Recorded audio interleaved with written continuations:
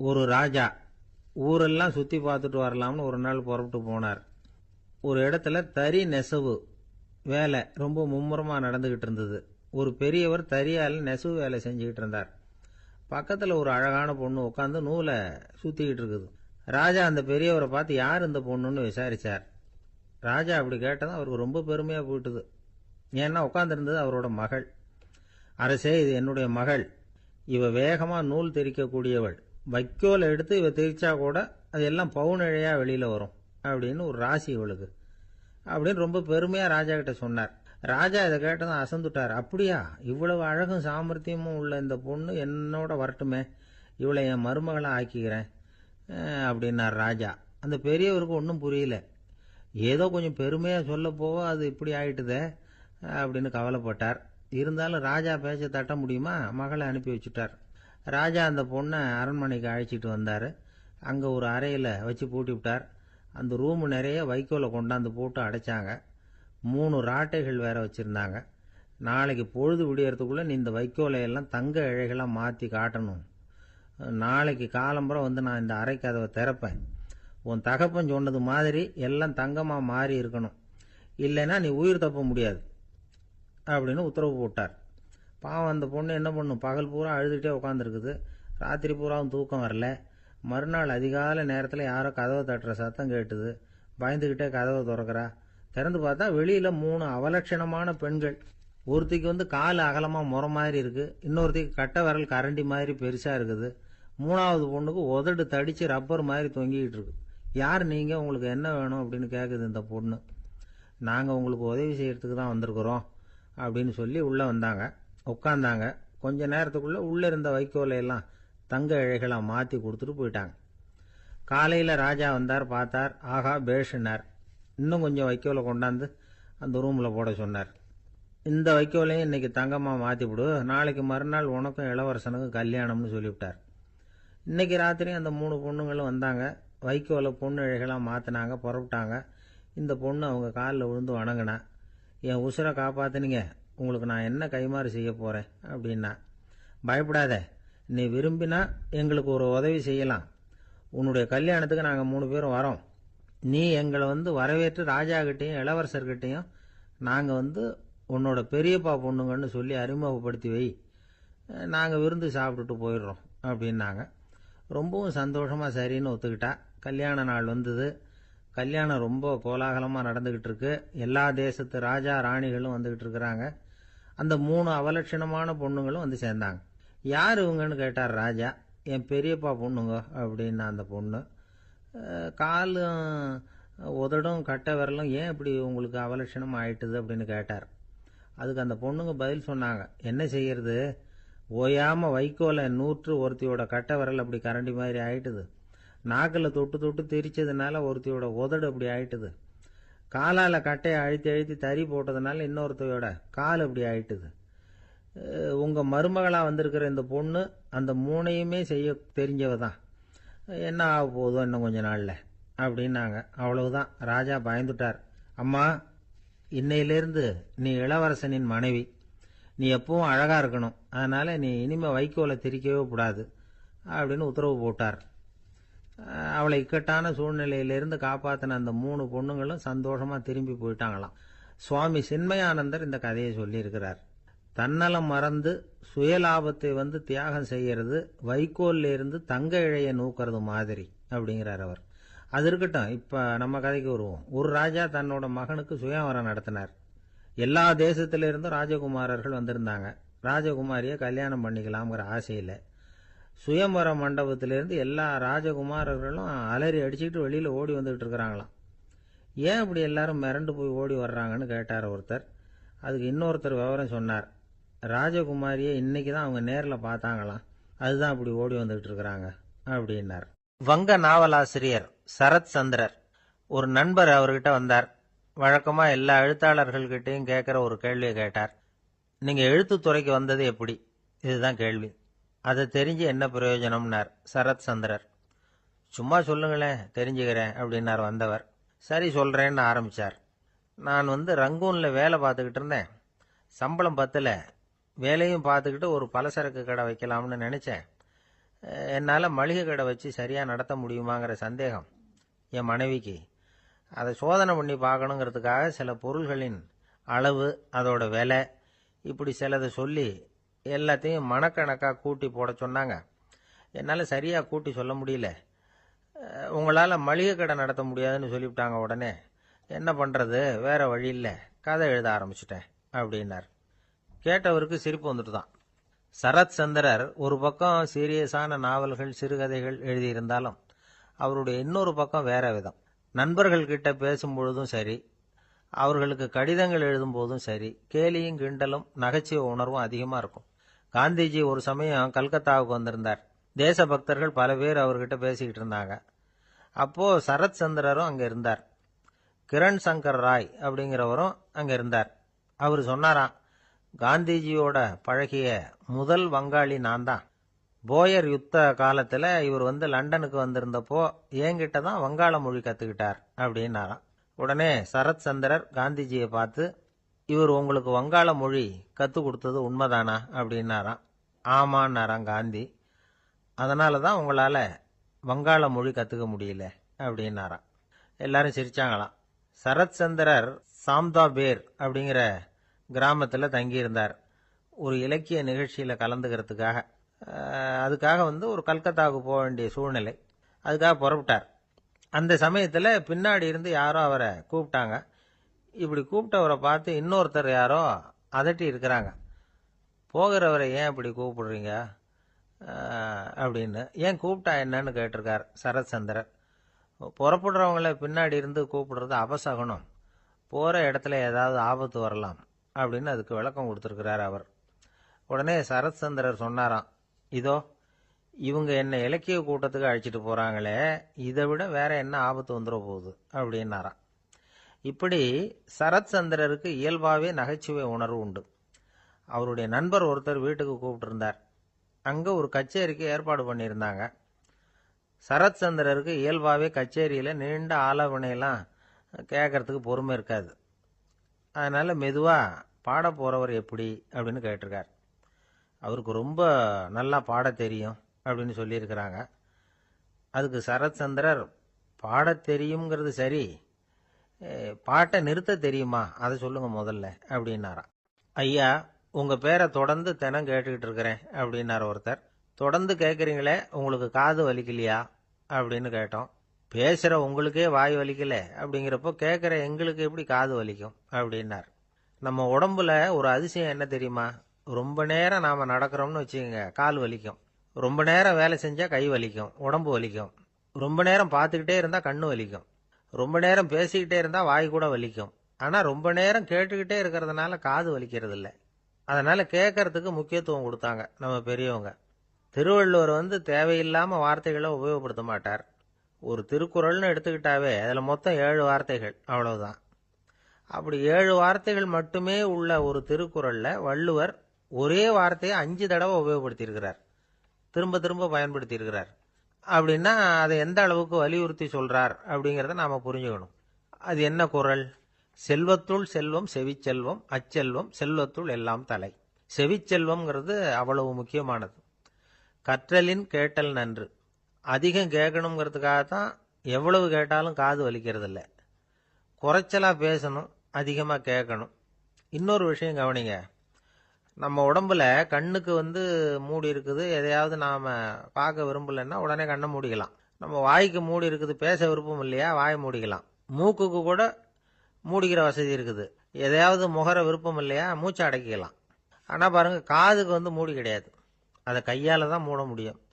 யார் என்ன சொன்னாலும் அது நல்லதோ கெட்டதோ காதில் விழுந்துக்கிட்டு தான் இருக்கும். அறிவு தான் நல்ல விஷயங்களை எடுத்துக்கிட்டு கெட்ட விஷயங்களை விட்டுடணும். நல்ல கருத்துக்கள் நம்ம காதில் நிறைய விழுந்துக்கிட்டே இருக்கணும். அதை கேட்டு நாம் நல்லபடியாக வாழணுங்கிறது தான் படைப்பின் விருப்பம். ஆன்மீகவாதிகள் கூட ஒன்று சொல்லுவாங்க, அதாவது ஆன்மீக பாதையில் நீங்கள் முன்னேறணும்னா முதல்ல சிரவணம் செய்யணும்பாங்க. அதாவது பெரியவங்க சொல்கிற நல்ல கருத்துக்களை கேட்கணும் அப்படின்னு அதுக்கு அர்த்தம்.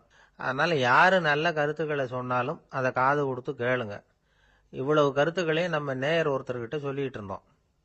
அவரும் சரி சரின்னு தலையாடிக்கிட்டே இருந்தார். அப்புறம் சொன்னார், நீங்கள் சொல்கிறது சரிதான் சார், காதுக்கு மூடி இல்லைங்கிறது ரொம்ப சரி. அதனால தான் உங்கள் தகவல் கூட நாங்கள் விரும்புகிறோமோ இல்லையோ தினம் காதில் விழுந்துக்கிட்டு இருக்குது அப்படின்னார். எங்களுக்கு ரொம்ப பெருமையாக இருந்தது. அப்படியா அப்படின்னோம். ஆனாலும் என்ன மாதிரி சில பேர் நீங்கள் தகவல் சொல்கிற சமயத்தில் காதில் மூடி இல்லையேன்னு சொல்லி கவலைப்படுறதில்ல சார் அப்படின்னார். ஏன்னு கேட்டோம். காதை மூடுறதுக்கு தானே வசதி இல்லை, ரேடியோவை மூடுறதுக்கு வசதி இருக்குதுல்ல, அதனால் டக்குன்னு அதை மூடி வச்சுருவோம் அப்படின்னார். ஒரு ஊரில் ஒரு ராஜா இருந்தார். அந்த ராஜாவுக்கு ஒரு மந்திரி. ராஜா ரொம்ப நியாயமானவர், நேர்மையானவர், கண்டிப்பானவர். தப்பு செய்கிறது யாராக இருந்தாலும் தண்டனை கொடுப்பார். வேண்டியவங்களுக்கு ஒரு நியாயம், வேண்டாதவங்களுக்கு ஒரு நியாயங்கிறதெல்லாம் அவர்கிட்ட கிடையாது.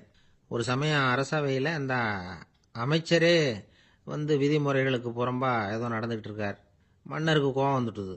உடனே அந்த அமைச்சரை கிட்டத்தில் கூப்பிட்டு அவர் கன்னத்தில் ஓங்கி ஒரு அறை கொடுத்துட்டாராம். உடனே அந்த அமைச்சர் என்ன பண்ணார் தெரியுமா? நேராக போனார். அங்கே நின்றுக்கிட்டு இருந்த இன்னொருத்தர் கன்னத்தில் ஓங்கி அரைஞ்சார். அறை வாங்கினவர் திகைச்சு போயிட்டார். இவர் ஏன் நம்மளை அரைகிறார் அப்படின்னு யோசனை பண்ணார். மன்னரும் திகைச்சு போயிட்டார். நாம இவர் அரைஞ்சா அதுக்காக இவர் போய் இன்னொருத்தர் அரையணுமா அப்படின்னு யோசனை பண்ணார். இவருக்கு என்ன பைத்தியமானு கூட நினைக்க ஆரம்பிச்சுட்டார். ஆனால் என்ன ஆச்சுன்னா, அப்புறம் அமைச்சர் அவர் கவனிச்சுக்கிட்டு இருந்தாரா, அவர் இன்னொருத்தர் அரைஞ்சார் இல்லையா, அந்த அறை வாங்கின ஆசாமியை பார்த்து கத்திக்கிட்டு இருந்தார்.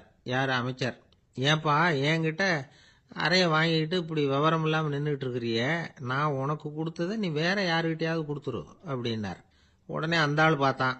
தனக்கு அடுத்தபடியாக நின்றுக்கிட்டு இருந்தவனை ஓங்கி ஒரு அறை அரைஞ்சான். அவன் கண்ணத்தை தடவிட்டே யோசனை பண்ணான். இது ஏதோ புரிஞ்சுக்கிட்ட மாதிரி அடுத்தாப்புல நின்றுக்கிட்டு இருந்தவனை அரைஞ்சான். இப்படி இந்த அறை மாறி மாறி போய்கிட்டே இருக்குது. ஊரு பூரா பிரயாணம் பண்ண ஆரம்பிச்சுட்டுது. அன்னைக்கு ராத்திரி அந்த ராஜா படுக்கிறதுக்காக போனார். அந்த நேரம் பார்த்து அவர் கன்னத்தில் பலார்னு ஒரு அறை விழுந்தது. நம்மளே அரையிறது யாரு அப்படின்னு அதிர்ச்சியோட மன்னர் திரும்பி பார்க்கறாரு. அரைஞ்சது அவரோட மனைவி. என்னாச்சு உனக்குன்னு கத்துனார் ராஜா.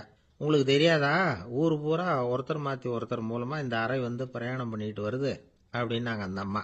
அப்படின்னா ஆரம்பிச்ச இடத்துக்கே வந்துட்டுதா அப்படின்னாராம் மன்னர். என்ன சொல்றீங்கன்னு கேட்டிருக்காங்க. இவர் விவரத்தை சொன்னாராம். அப்படின்னா நீங்க ஆரம்பிச்சு வச்ச இந்த விளையாட்டை நான் முடிச்சு வச்சுட்டேன் அப்படின்னாங்களாம் அந்த அம்மா. மறுநாள் காலை மறுபடியும் அரசவை கூடிச்சு அந்த அமைச்சர் மன்னரை பார்த்து கேட்டார். என்ன மகாராஜா, என்கிட்ட கொடுத்ததை திருப்பி வாங்கிட்டீங்களா அப்படின்னாராம். இப்படி நடக்கும்னு நான் எதிர்பார்க்கவே இல்லைன்னார் மன்னர். ஆனால் நான் எதிர்பார்த்தேன். அது எங்கே போயிட போகுது, ஊர் பூரா சுற்றி கடைசியில் உங்ககிட்ட தான் சேரும் அப்படிங்கிறது எனக்கு தெரியும் அப்படின்னார் அமைச்சர். இந்த கதை வேடிக்கையாக இருந்தால் கூட இதில் உள்ள கருத்து முக்கியமானது. இந்த உலகத்தில் பல கருத்துக்கள் இப்படி தான் மாறி மாறி சுற்றி வந்துக்கிட்டே இருக்குது. நம்மால் ஒருத்தன் தன்னுடைய நண்பன் ஒருத்தனை கடத்தெருவில் பார்த்தான். உடனே ஓடி போய் பலார்னு ஒரு அறை கொடுத்தானா. அவன் கண்ணத்தை தடவிட்டு ஏன்டா என்ன அரைஞ்சேன்னு கேட்டிருக்கான். நீ ஏன்டா என்ன முட்டாள்னு என் மனைவிட்ட போய் சொன்னேன் அப்படின்ட்டுருக்கான் அவன். உன்னை ஒரு முட்டாள்னு சொன்னதுக்காகவா நீ என்ன அரைஞ்ச அப்படின்னு கேட்டிருக்கான் இவன். டேய், நான் அதுக்காக அறையலப்பா, அது ஒரு பெரிய ரகசியம். நான் முட்டாளுங்கிறது அந்த ரகசியத்தை நீ ஏன் எங்கள் வீட்டில் போய் சொன்னேன், அதுக்காக தான் அரைஞ்சேன் அப்படின்னு நான் அவன். துருக்மேனியாவில் அஷ்காபாத் அப்படின்னு ஒரு நகரத்தில் ஒரு புவியியல் விஞ்ஞானி இருந்தார். அவர் ஒரு நாய்க்குட்டி வளர்த்தார். ஒரு நாள் முன்னிரவு நேரம் ஒரு மேஜைக்கு முன்னாடி உட்காந்து அந்த விஞ்ஞானி ஏதோ கணக்கு போட்டுக்கிட்டு இருக்கிறார். அவருக்கு ஒரு சின்ன பெண் குழந்தை, அது தொட்டிலில் தூங்கிட்டு இருக்குது. அந்த நாய்க்குட்டியும் ஒரு மூலையில் படுத்து அது பாட்டுக்கு தூங்கிட்டு இருந்தது. ஒரே அமைதி. அந்த நேரத்தில் திடீர்னு அந்த நாய்க்குட்டி துள்ளி எழுந்திரிச்சது. நேராக குழந்தைகிட்ட ஓடிச்சு. அந்த குழந்தைய அது போட்டிருந்த ட்ரெஸ்ஸோடு சேர்த்து கவ்வி தூக்குச்சு. தூக்கிக்கிட்டு வாசல் பக்கம் ஓடிச்சு. நாய்க்குட்டி குழந்தைய கவ்வி தூக்க முடியுமாங்கிற சந்தேகம் உங்களுக்கு இல்லையா? நீங்கள் நம்ம ஊர் நாய்க்குட்டியவே பார்த்து பழக்கப்பட்டிருக்கீங்க, அதனால் நம்புறதுக்கு சிரமமாக இருக்கும். அந்த ஊர்ல எல்லாம் அது ரொம்ப ஸ்ட்ராங்காக இருக்கும், ஒரு ஏதோ கண்ணுக்குட்டி மாதிரி இருக்கும். விஞ்ஞானி அதை பார்த்துட்டார். உடனே அந்த நாய்க்கு வெறி பிடிச்சிட்டுதுன்னு முடிவு பண்ணிட்டு தன்னோட கை துப்பாக்கி எடுத்துக்கிட்டு ஓடி வந்தார். அவர் வெளியில் நாய்க்குட்டி எங்கே அப்படின்னு பார்த்து தேடுறார். அந்த நேரத்தில் அந்த வீடு இடிஞ்சு விழுது. காரணம் பூமி அதிர்ச்சி. இப்படி பூமி அதிர்ச்சி உண்டாக போகுதுங்கிறது அந்த நாய்க்குட்டிக்கு முன்னாடியே தெரிஞ்சு போச்சு. அதுதான் குழந்தைய தூக்கிட்டு வெளியில் ஓடி வந்திருக்குது. அது மூலமாக அந்த குடும்பத்தையே காப்பாற்றி இருக்குது அந்த நாய்க்குட்டி. இந்த சம்பவம் நடக்கிறதுக்கு 3 நாளைக்கு முன்னாடியே சில பிராணிகளுக்கு இப்படி நடக்க போகுதுங்கிறது தெரிஞ்சிருக்குதான். ஆமாம், அந்த நகரத்தில் 3 நாளைக்கு முன்னாடியே பாம்பு, பல்லி இதெல்லாம் அது தங்கியிருந்த வலையை விட்டு வெளியில் ஓடி வந்துட்டுது. அதே மாதிரி அங்கே இருந்த புறாவெல்லாம் பறந்து போயிடுச்சான். இதே மாதிரி யுகோஸ்லோவியாவில் கூட ஒரு நகரம், அங்கே ஒரு நாள் ராத்திரி ஒரு மிருக காட்சி சாலையில் திடீர்னு ஒரு பெரிய கலவரம், கூச்சல், குழப்பம். அங்கே இருந்த கழுதை, புலி, யானை, பறவை எல்லாம் கண்ணாபின்னான்னு கத்த ஆரம்பிச்சுட்டுது.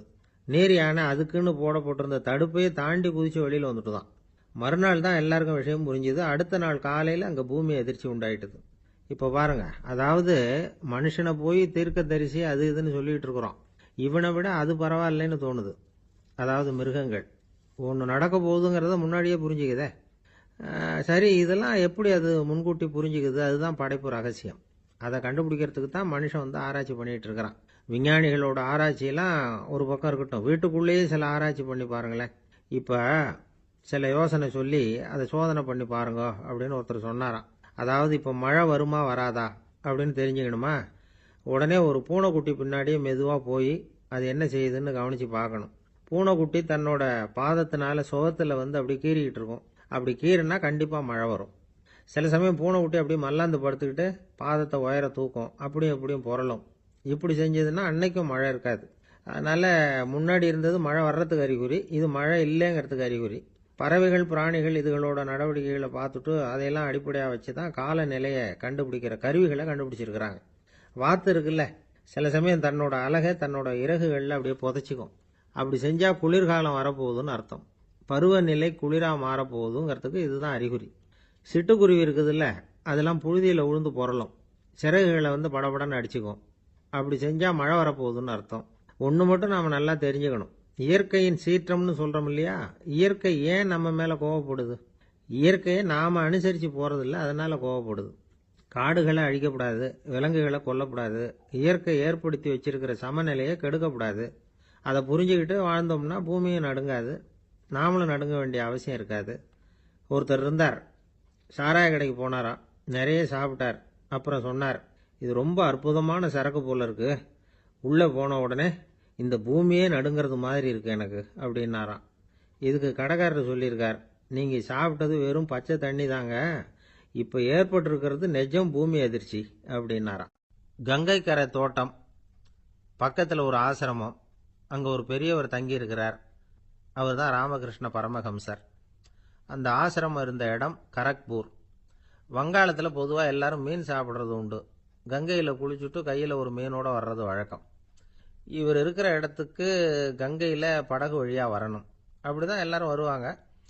வர்றவங்கள ஒன்று கூட்டி ஆன்மீக விஷயங்களை பற்றி பேசிக்கிட்டு இருப்பார். ஒவ்வொரு நாள் ஒவ்வொருத்தர் நகரத்துக்கு போகணும், வரும்பொழுது மீன் கொண்டுகிட்டு வரணும். அதுக்கு ஒரு அட்டவணையே உண்டு ஆசிரமத்தில்.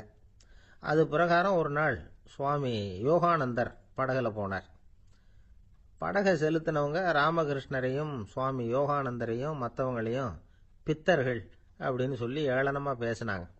அவங்க என்ன பைத்தியம் பிடிச்சவங்க அப்படிங்கிறது மாதிரி.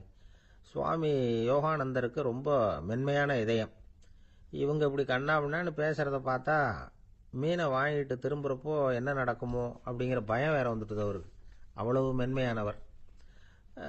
இதை தெரிஞ்சுக்கிட்ட ராமகிருஷ்ணர், யோகானந்தா இங்கே வா அப்படின்னு கூப்பிட்டார்.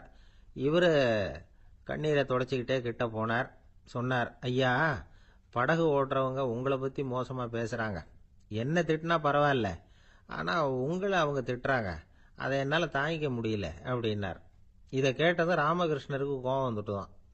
என்னது, உன்னுடைய குருவை பற்றி அவங்க மோசமாக பேசும்பொழுது நீ சும்மா இருந்தியா, வெளியில் போ அப்படின்னு விட்டார். குரு நிந்தனை செய்கிறப்போ அதை கேட்டுக்கிட்டு சும்மா இருக்கலாமா? குரு நிந்தனையை கேட்டால் பாவம் இல்லையா? என்னை தூற்றும் போது அவங்க பாவம் செய்கிறாங்க, அதை கேட்டுக்கிட்டு நீ சும்மா இருந்தால் நீயும் பாவம் செய்கிற அப்படின்னாராம்.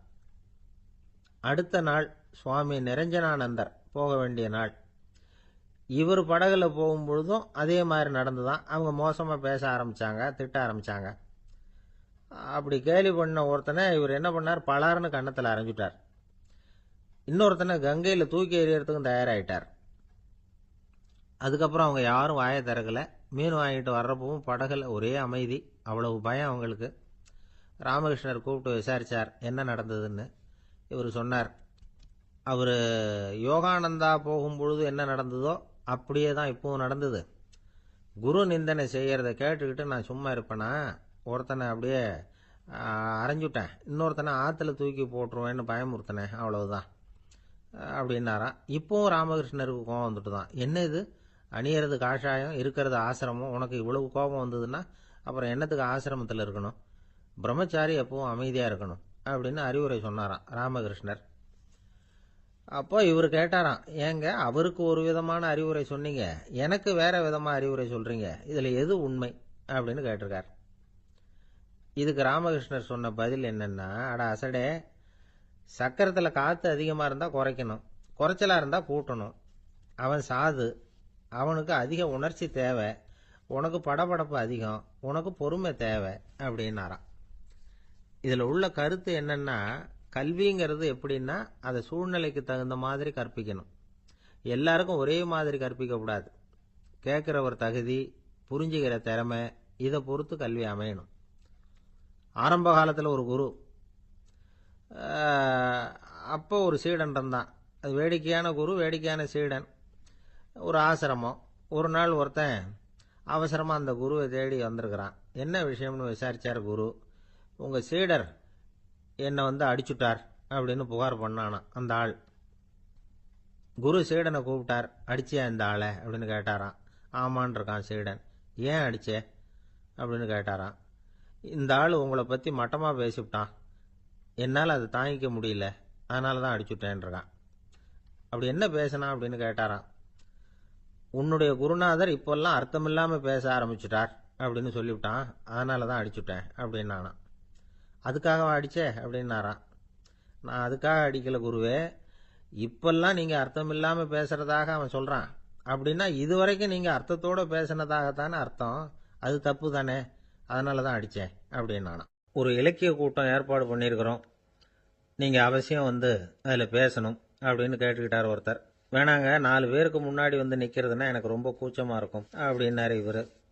ஏன் சார் இன்னமும் குழந்தை மாதிரி கூச்சப்படுறீங்களே அப்படின்னார் அவர். அவரை ஒரு மாதிரியாக சமாளித்து அனுப்பி வச்சுட்டு அதுக்கப்புறம் அதை பற்றி இவர் யோசித்து பார்த்துருக்கார். சில நிபுணர்கள் எழுதியிருக்கிறத படித்தும் பார்த்துருக்கிறார். மனோதத்துவ நிபுணர்கள் என்ன சொல்கிறாங்க தெரியுமா?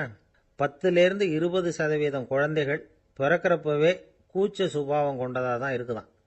ஒரு தாத்தா தன்னோட பேர பிள்ளைய ஆசையாக கூப்பிடுறார் விளையாட்டு காட்ட, அதை அழுதுகிட்டு ஓடி போகுது.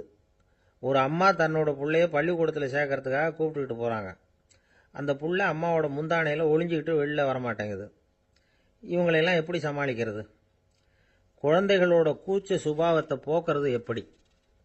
இதுக்கு நிபுணர்கள் சில யோசனைகளை சொல்லியிருக்கிறாங்க. மற்றவங்களுக்கு முன்னாடி என் பையனுக்கு கூச்சம் ரொம்ப அதிகம் சார், மற்றவங்க பார்த்தா ரொம்ப வெக்கப்படுறான், இப்படி சொல்கிற அப்பாக்கள் உண்டு. என் பையன் புது மனுஷால பார்த்தா அட்டையாக ஒட்டிக்குவான் சார் அப்படின்னு சொல்கிற அப்பாக்களும் உண்டு. இப்படிலாம் குழந்தைகளுக்கு முத்திரை குத்துறது ரொம்ப தப்பான்.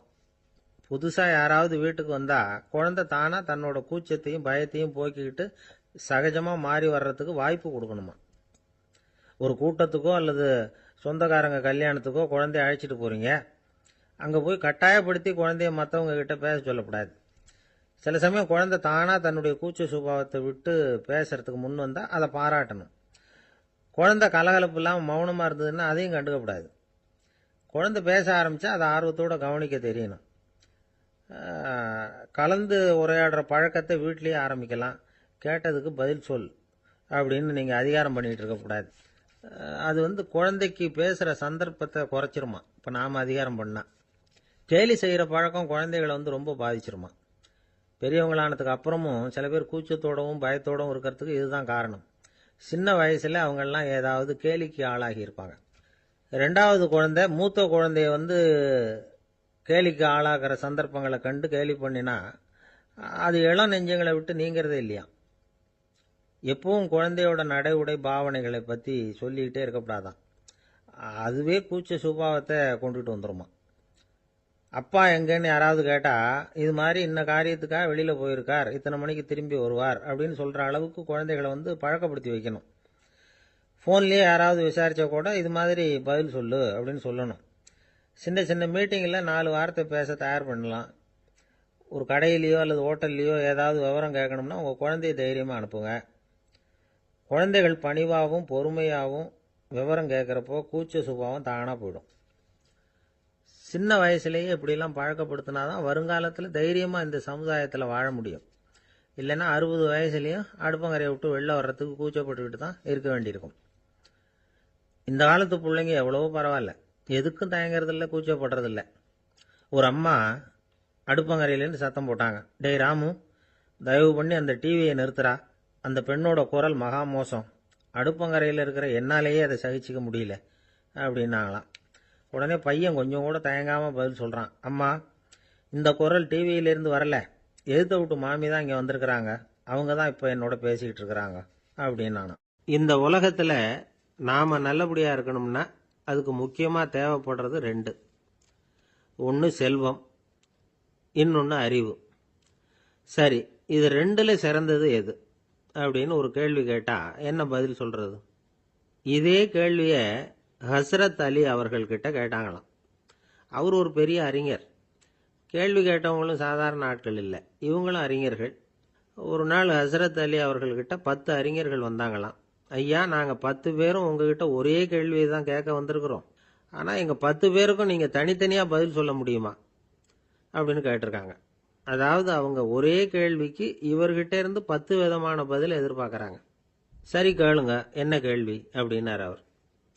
அப்போ தான் அவங்க கேட்டாங்களாம், செல்வம், அறிவு, இது ரெண்டில் சிறந்தது எது? இதுதான் கேள்வி. ஹஸ்ரத் அலி என்ன பண்ணார் தெரியுமா? அவங்கள ஒவ்வொருத்தராக கூப்பிட்டார். ஒவ்வொரு விதமான பதிலை சொல்லி அனுப்புனார். முதல்ல ஒருத்தரை கூப்பிட்டார். சொன்னார், அறிவுங்கிறது தீர்க்கதரிசிகள், ஞானிகள், மகான்கள் இவங்களோட பரம்பரை சொத்து. ஆனால் செல்வம்ங்கிறது கொடுங்கோலரின் ஆயுதம். அதனால் அறிவு தான் சிறந்தது அப்படின்னார். ரெண்டாவது ஆளை கூப்பிட்டார். உங்ககிட்ட செல்வம் இருந்தால் நீங்கள் தான் அதை காப்பாற்றணும்.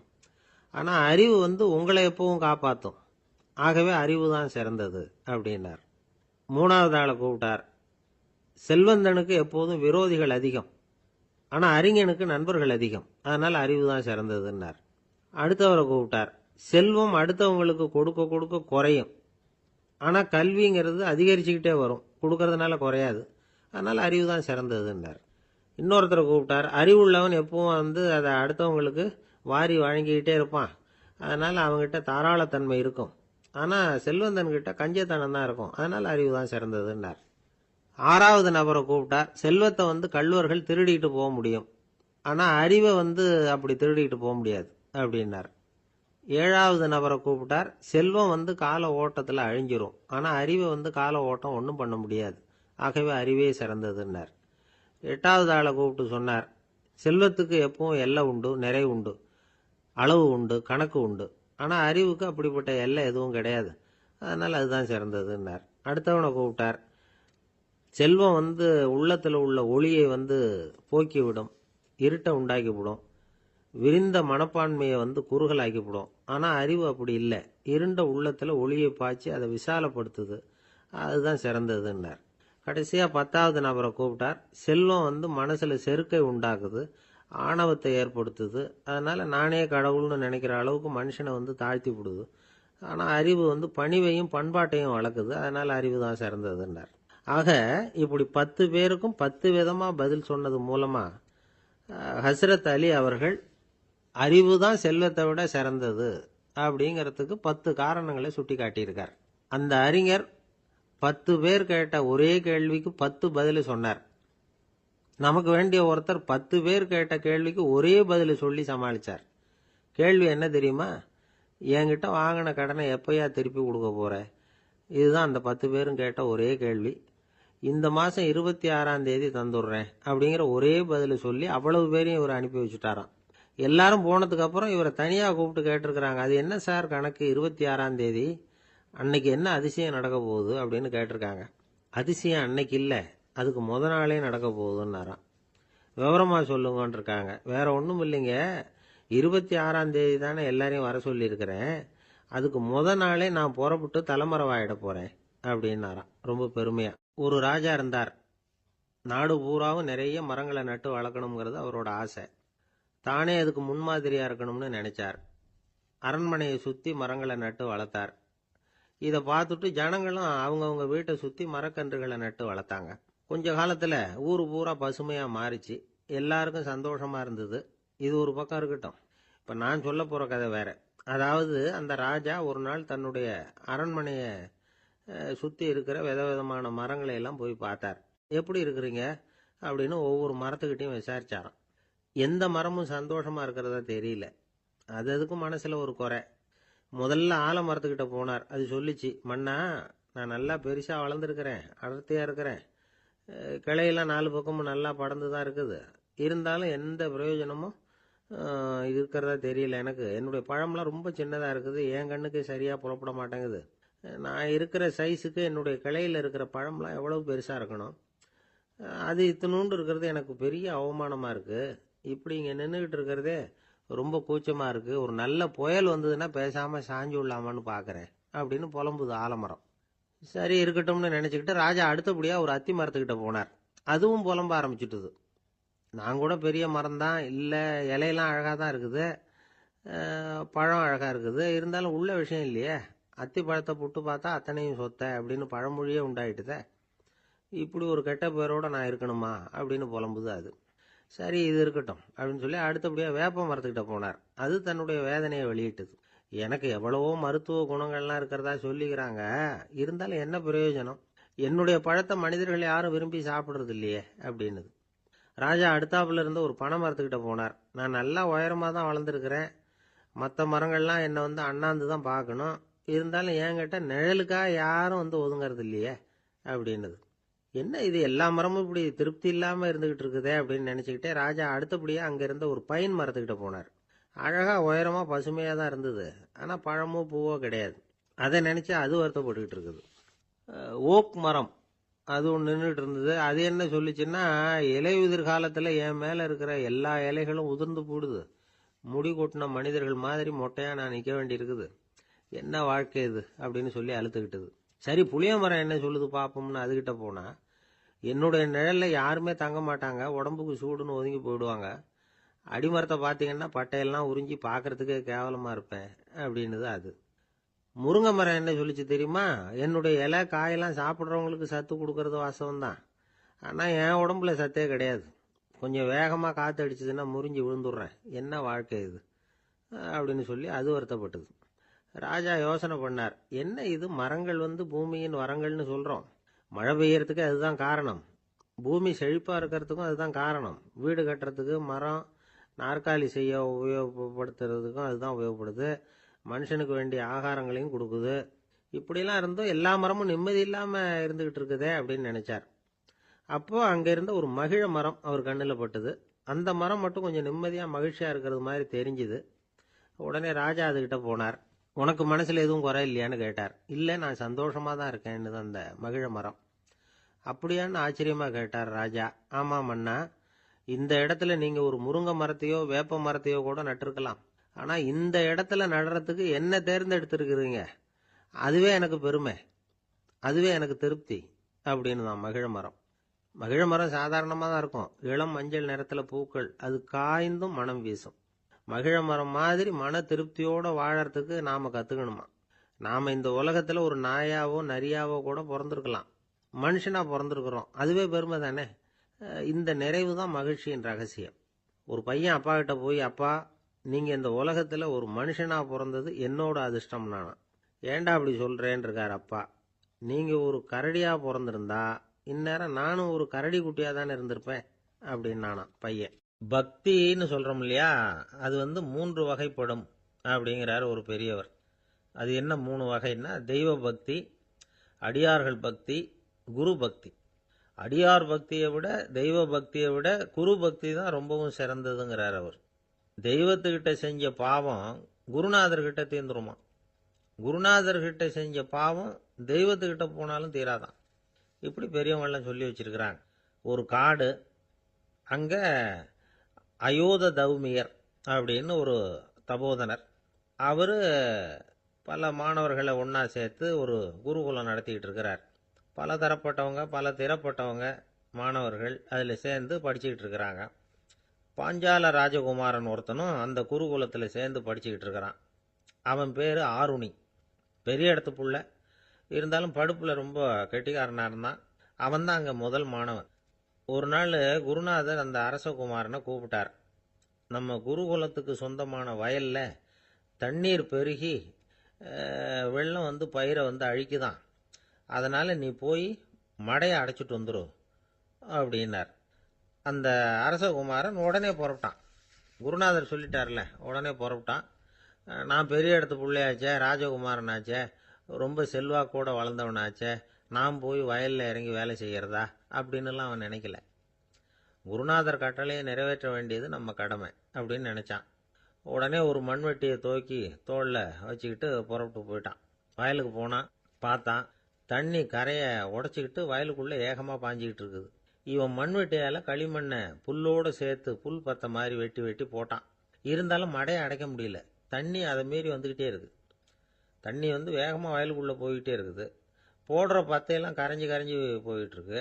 இருந்தாலும் இவன் தன்னுடைய முயற்சியை கைவிடலை. வெட்டி வெட்டி போட்டுக்கிட்டே இருக்கிறான்.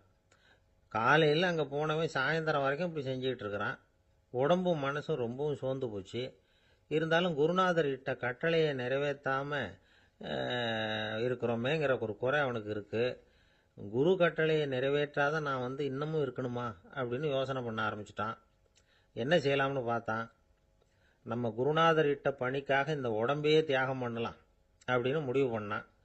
தண்ணி பாயுதில்ல, அதுக்கு குறுக்க விழுந்து அப்படியே மடையை அடைச்சிக்கிட்டு அப்படியே படுத்துட்டான். இது மற்றவங்களுக்கு தெரியாது. அன்னைக்கு ராத்திரி ஒரு விளக்கு முன்னாடி உட்காந்து குருநாதர் பிள்ளைங்களுக்கு பாடம் சொல்லி கொடுத்துக்கிட்டு இருக்கிறார். வரிசையில் இருக்கக்கூடிய ராஜகுமாரனை காணலை. நம்ம ஆருணி எங்கே போனா அப்படின்னு சொல்லி மற்ற மாணவர்களை விசாரித்தார்.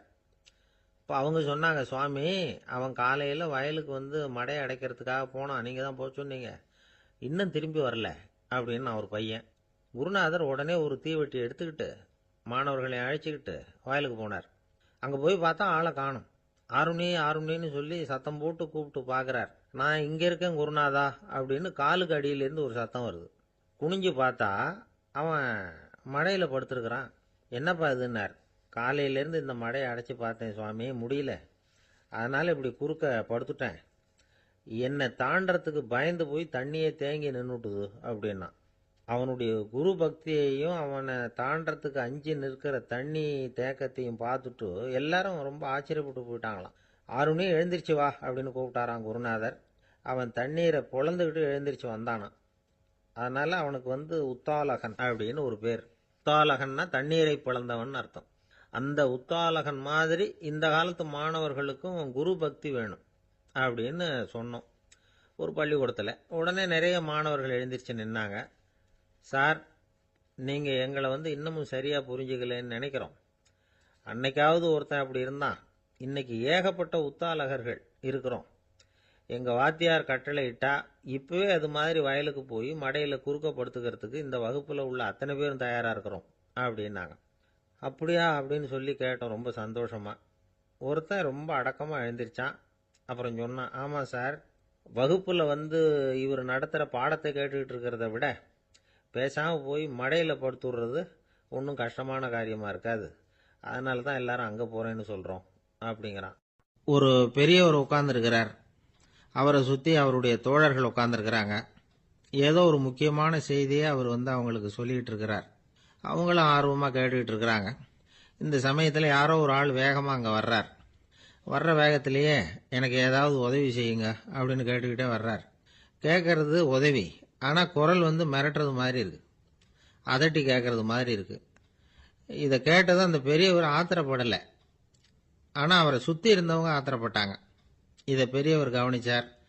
கொஞ்சம் அமைதியாக இருங்கன்னார். வந்தவரை கூப்பிட்டார். அவருக்கு சில பொருள்களை கொடுத்தார். என்னங்க, இப்போ உங்களுக்கு மகிழ்ச்சி தானே அப்படின்னார். ஆ அப்படின்னு அலட்சியமாக அவர் சொல்கிறார். நான் உங்களை நல்ல முறையில் நடத்தினேன்னா அப்படின்னு கேட்குறாரு அவர் மறுபடியும். அதெல்லாம் ஒன்றும் இல்லை அப்படின்னு சொல்லி அவர் சொல்லிகிட்டு இருக்கிறாரு. குரலில் கடுமை குறையில. சுற்றி இருந்தவங்களால இதை பொறுத்துக்க முடியல. கோபத்தோடு அவரை நோக்கி நெருங்க ஆரம்பித்தாங்க. பெரியவர் அவங்களையெல்லாம் தடுத்து நிறுத்தினார். வந்தவரை வாங்க என்னோட அப்படின்னு சொல்லி அழைச்சிட்டு போனார். வீட்டுக்கு போனார்.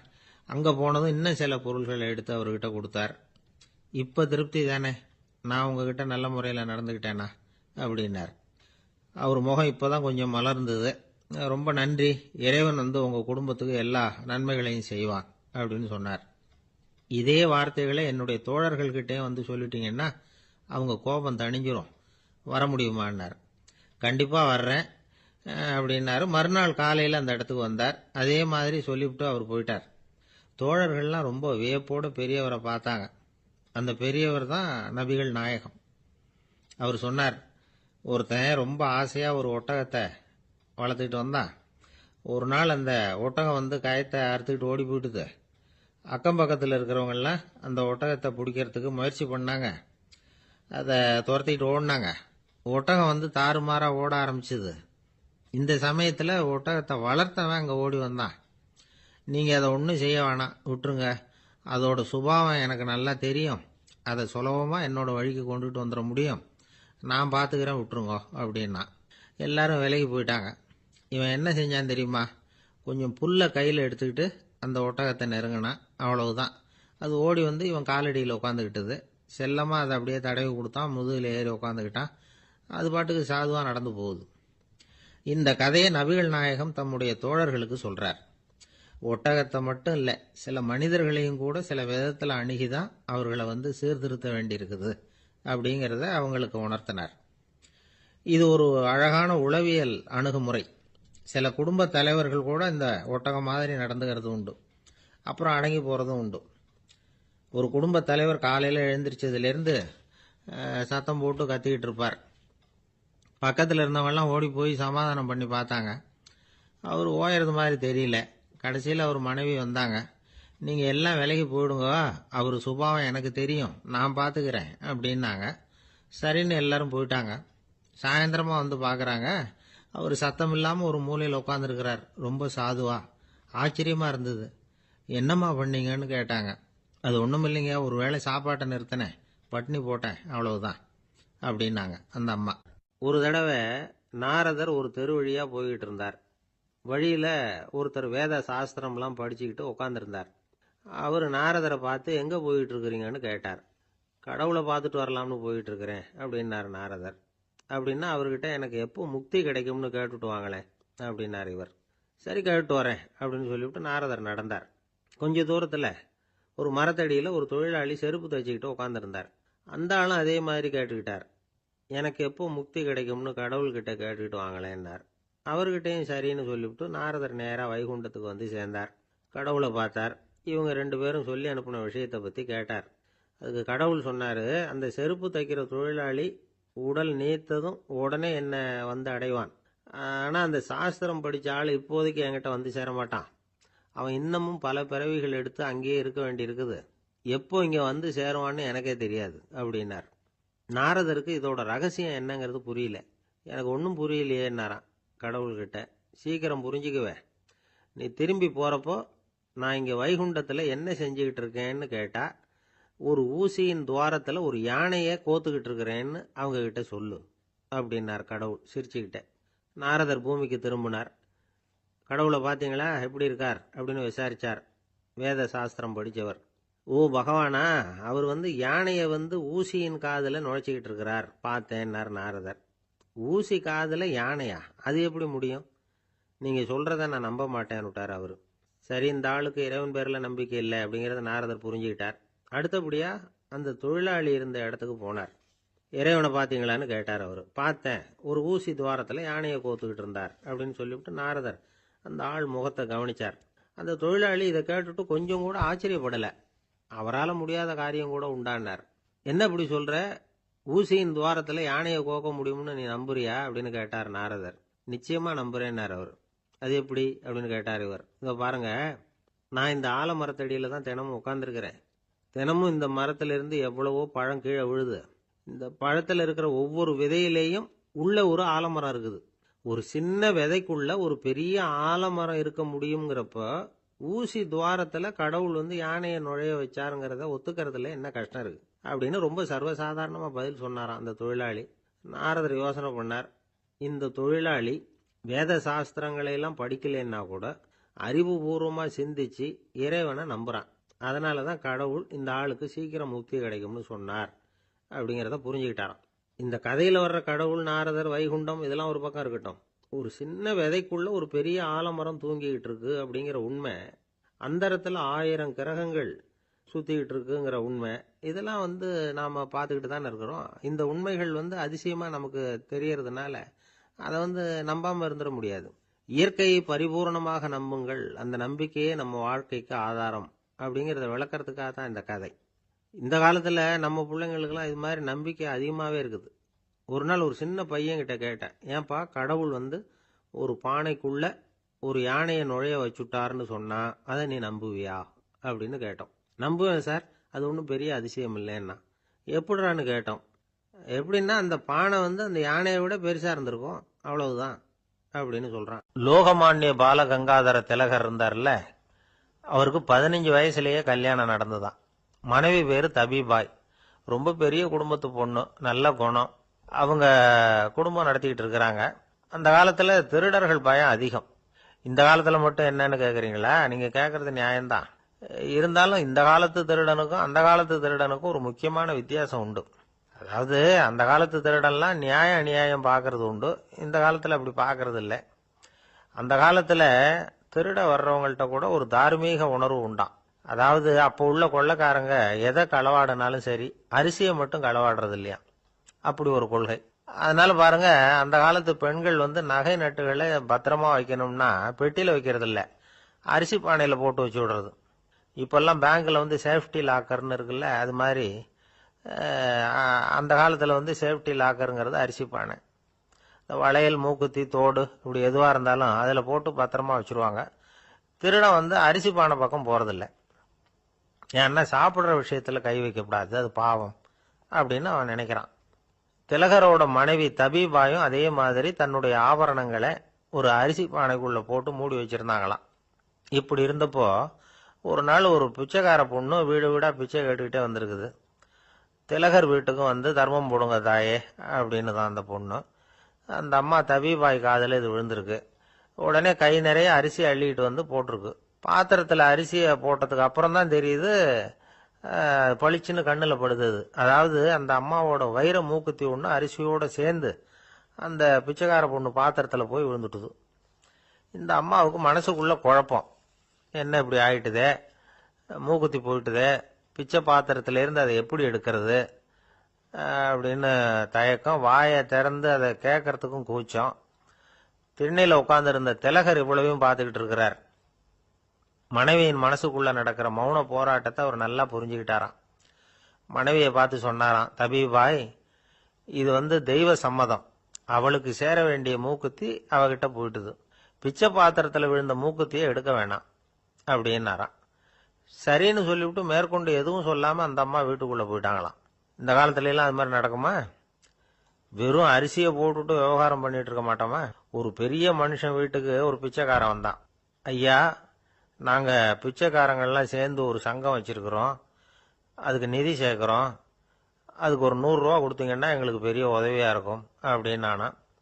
அதெல்லாம் ஒன்றும் கொடுக்க முடியாது போ அப்படின்னாராம் அவரு. அப்படின்னா ஒரு 50 ரூபாயாவது கொடுங்களேன் அப்படின்னு இருக்கான். அதுவும் முடியாதுன்னு சொல்லிவிட்டார். 25 ரூபா அப்படின்னு இருக்கான். எதுவும் முடியாது அப்படின்னாராம். சரிங்க, இவ்வளவு பெரிய வீட்டுக்கு வெறுங்கையோட திரும்புறது நல்லா இருக்காது, அதனால சும்மா ஒரு 1 ரூபா மட்டுமாவது கொடுங்க அப்படின்னு இருக்கான் அவன். ஒரு பைசா கூட என்கிட்ட கிடையாது அப்படின்னு விட்டாரான் இவர். அப்படின்னா நீங்க ஒரு காரியம் பண்ணுங்களேன் அப்படின்னானா அவன். என்ன செய்யணும் அப்படின்னு இருக்கார். எங்க சங்கத்துல நீங்களும் ஒரு மெம்பரா சேர்ந்துருங்க அப்படின்னா. ஒரு ஊர்ல ஒரு இளைஞன் இருந்தான். ஒரு நாள் அவன் ஒரு குருவை தேடிட்டு புறப்பட்டான். ஊரை விட்டு வெளியில போனான். போகிற வழியில ஒரு காடு. அந்த காட்டுல ஒரு மரத்தடியில ஒரு பெரியவர் உட்கார்ந்துருக்கிறார். அமைதியா மௌனமா அவர் அமர்ந்திருக்கிறார். இந்த பெரியவரை விசாரிக்கலாம், குருவை தேடி கண்டுபிடிக்கிறதுக்கு இவர் ஏதாவது ஒரு வழி சொல்லி கொடுப்பார் அப்படின்னு நினைச்சுக்கிட்டு அவரை நெருங்கினான். ஐயா, எனக்கு ஒரு குரு தேவை, எங்க கிடைப்பார், அவரை எப்படி அடையாளம் கண்டுபிடிக்கிறது, அதை பத்தி ஏதாவது விவரம் சொன்னீங்கன்னா நான் கண்டுபிடிச்சுக்குவேன் அப்படின்ட்டு பெரியவர் நிமிர்ந்து பார்த்தார். தம்பி, அது ரொம்ப சுலபம். அவர் வயசானவரா இருப்பார், என்னை விட சுமார் 30 வயசு அதிகமா இருக்கும். அவர் ஒரு மரத்தடியில் தான் உட்காந்துருப்பார் அப்படின்னு இருக்கான். சரிங்க பெரியவரே, அது என்ன மாதிரியான மரம், எப்படி இருக்கும் அப்படின்னு கேட்டிருக்கான். பெரியவர் அந்த விவரங்களையும் சொல்லியிருக்கிறாரு. அது மட்டும் இல்ல, சந்திக்கிற நாள், நேரம், வினாடி முதற்கொண்டு எல்லா விவரங்களையும் துல்லியமா சொன்னாராம். இவ்வளவு விவரங்களை இவரால் எப்படி சொல்ல முடியுது அப்படின்னு இவனுக்கு ஆச்சரியம். இருந்தாலும் அந்த பெரியவர் கடைசியா ஒரு விவரம் சொன்னார். அது என்ன தெரியுமா, எப்படியும் நீ அவரை சந்திக்கிறதுக்கு ஒரு 30 வருஷம் ஆகும் அப்படின்னு சொல்லிவிட்டாராம். ரொம்ப நன்றிங்க பெரியவரே அப்படின்னு சொல்லிவிட்டு அந்த இளைஞன் புறப்பட்டு இருக்கான். இப்போ அவனுக்கு குரு பத்தின விவரம் எல்லாம் கிடைச்சிட்டுது, சந்திக்கிற நேரமும் தெரிஞ்சுட்டுது. ஆனா 30 வருஷம் அவரை தேடி அலைய வேண்டியிருக்குமே.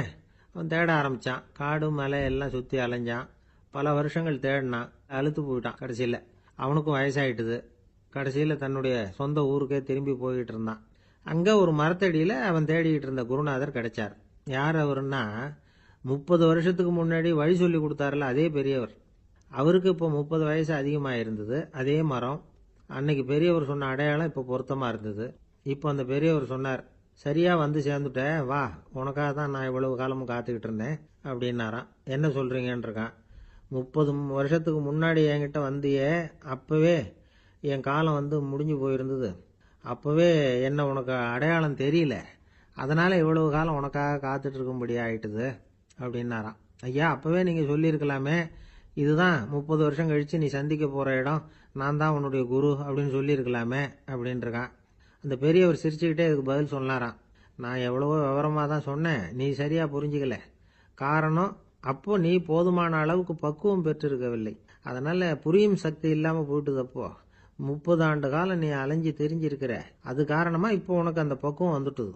அதனால தான் அடையாளம் காண முடிஞ்சது, நானே உன்னுடைய குரு அப்படின்னாராம். இதுலேருந்து என்ன தெரியுதுன்னா, ஆன்மீகத்தில் மாணவனாக சேர்றதுக்கு கூட ஒரு பக்குவத்தன்மை தேவைப்படுது.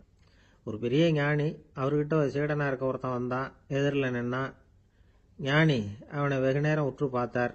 அப்புறம் சொன்னார், சீடனாக இருக்கிறது ரொம்ப சிரமம்னார். நான் தயாராக இருக்கிறேன்னா. அது இன்னமும் சிரமமாச்சே, இங்கே வந்து குருவாக இருக்கிறது மட்டுமே சுலபம் அப்படின்னாராம். அப்படின்னா நான் குருவாகவே ஆயிடுறேன் அப்படின்னானா. இது போலவே இந்த காலத்தில் கதை ஒன்று உண்டு. ஒரு பள்ளிக்கூடத்தில் வகுப்பு ஆசிரியர் மாணவனை திட்டிக்கிட்டு இருந்தார். டேய், நீ 100க்கு 10 மார்க்கு தான் வாங்கிக்கிட்டு இருக்க, இவ்வளவு மோசமாக நீ படித்தா கடைசியில் மாடு மேய்க்கிறது கூட லாய்க்கு இல்லாதவனா ஆயிடுவேன், அதுக்கப்புறம் என்ன செய்ய போகிறேன் அப்படின்னாராம். பையன் தலையை சொரிஞ்சிக்கிட்டே சொன்னானா, சார் அப்படின்னா ஒன்று செய்கிறேன் அப்படின்னானா. இவர் கேட்டிருக்கார், என்ன செய்ய போகிறேன்னு. வேற என்ன சார், உங்களை மாதிரி ஒரு ஆசிரியர் ஆயிடுறேன் அப்படின்னானா. இமயமலை அடிவாரத்தில் ஒரு மடம். அங்கே ஒரு சன்னியாசி இருந்தார். அவர்கிட்ட ஒருத்தர் வந்தார். சுவாமி, ஆசையை உதற நினைக்கிறேன், முடியல, ஒட்டிக்கிட்டே வருது அப்படின்னாராம். இப்படி உட்கார, ஒரு கதை சொல்கிறேன் அப்படின்னு சொல்லி அவர் சொல்ல ஆரம்பித்தாராம். அவர் சொன்ன கதை என்னன்னா, ஒரு ஊரில் ஒரு ஆள் இருந்தான். அவன் பேர் குப்புசாமி. அவன்கிட்ட எப்பவும் ஒரு பழைய தொப்பி இருக்கும், விடவே மாட்டான். அதனால் அவனை எல்லாரும் தொப்பி சாமி அப்படின்னு தான் கூப்பிடுறது வழக்கம். ஒரு புது தொப்பி வாங்கிக்கப்படாதாப்பா அப்படின்னு நண்பர்கள்லாம் சொல்லி பார்த்தாங்க. பணத்துக்கு எங்கே போவேன் அப்படின்னு விட்டானான். பணம் வச்சிருக்கான், செலவு பண்ண மனசு வரல, மகா கஞ்சன். பழைய பாட்டில்கள்லாம் வாங்கி விற்றுக்கிட்டு இருந்தான். அப்படி ஒரு தடவை பழைய கண்ணாடி சாமான்களை ஏலத்தில் எடுத்தப்போ அதில் ஒரு அருமையான சென்ட்டு பாட்டில் கிடச்சிது. உடனே ஒரு ஐடியா பண்ணான்.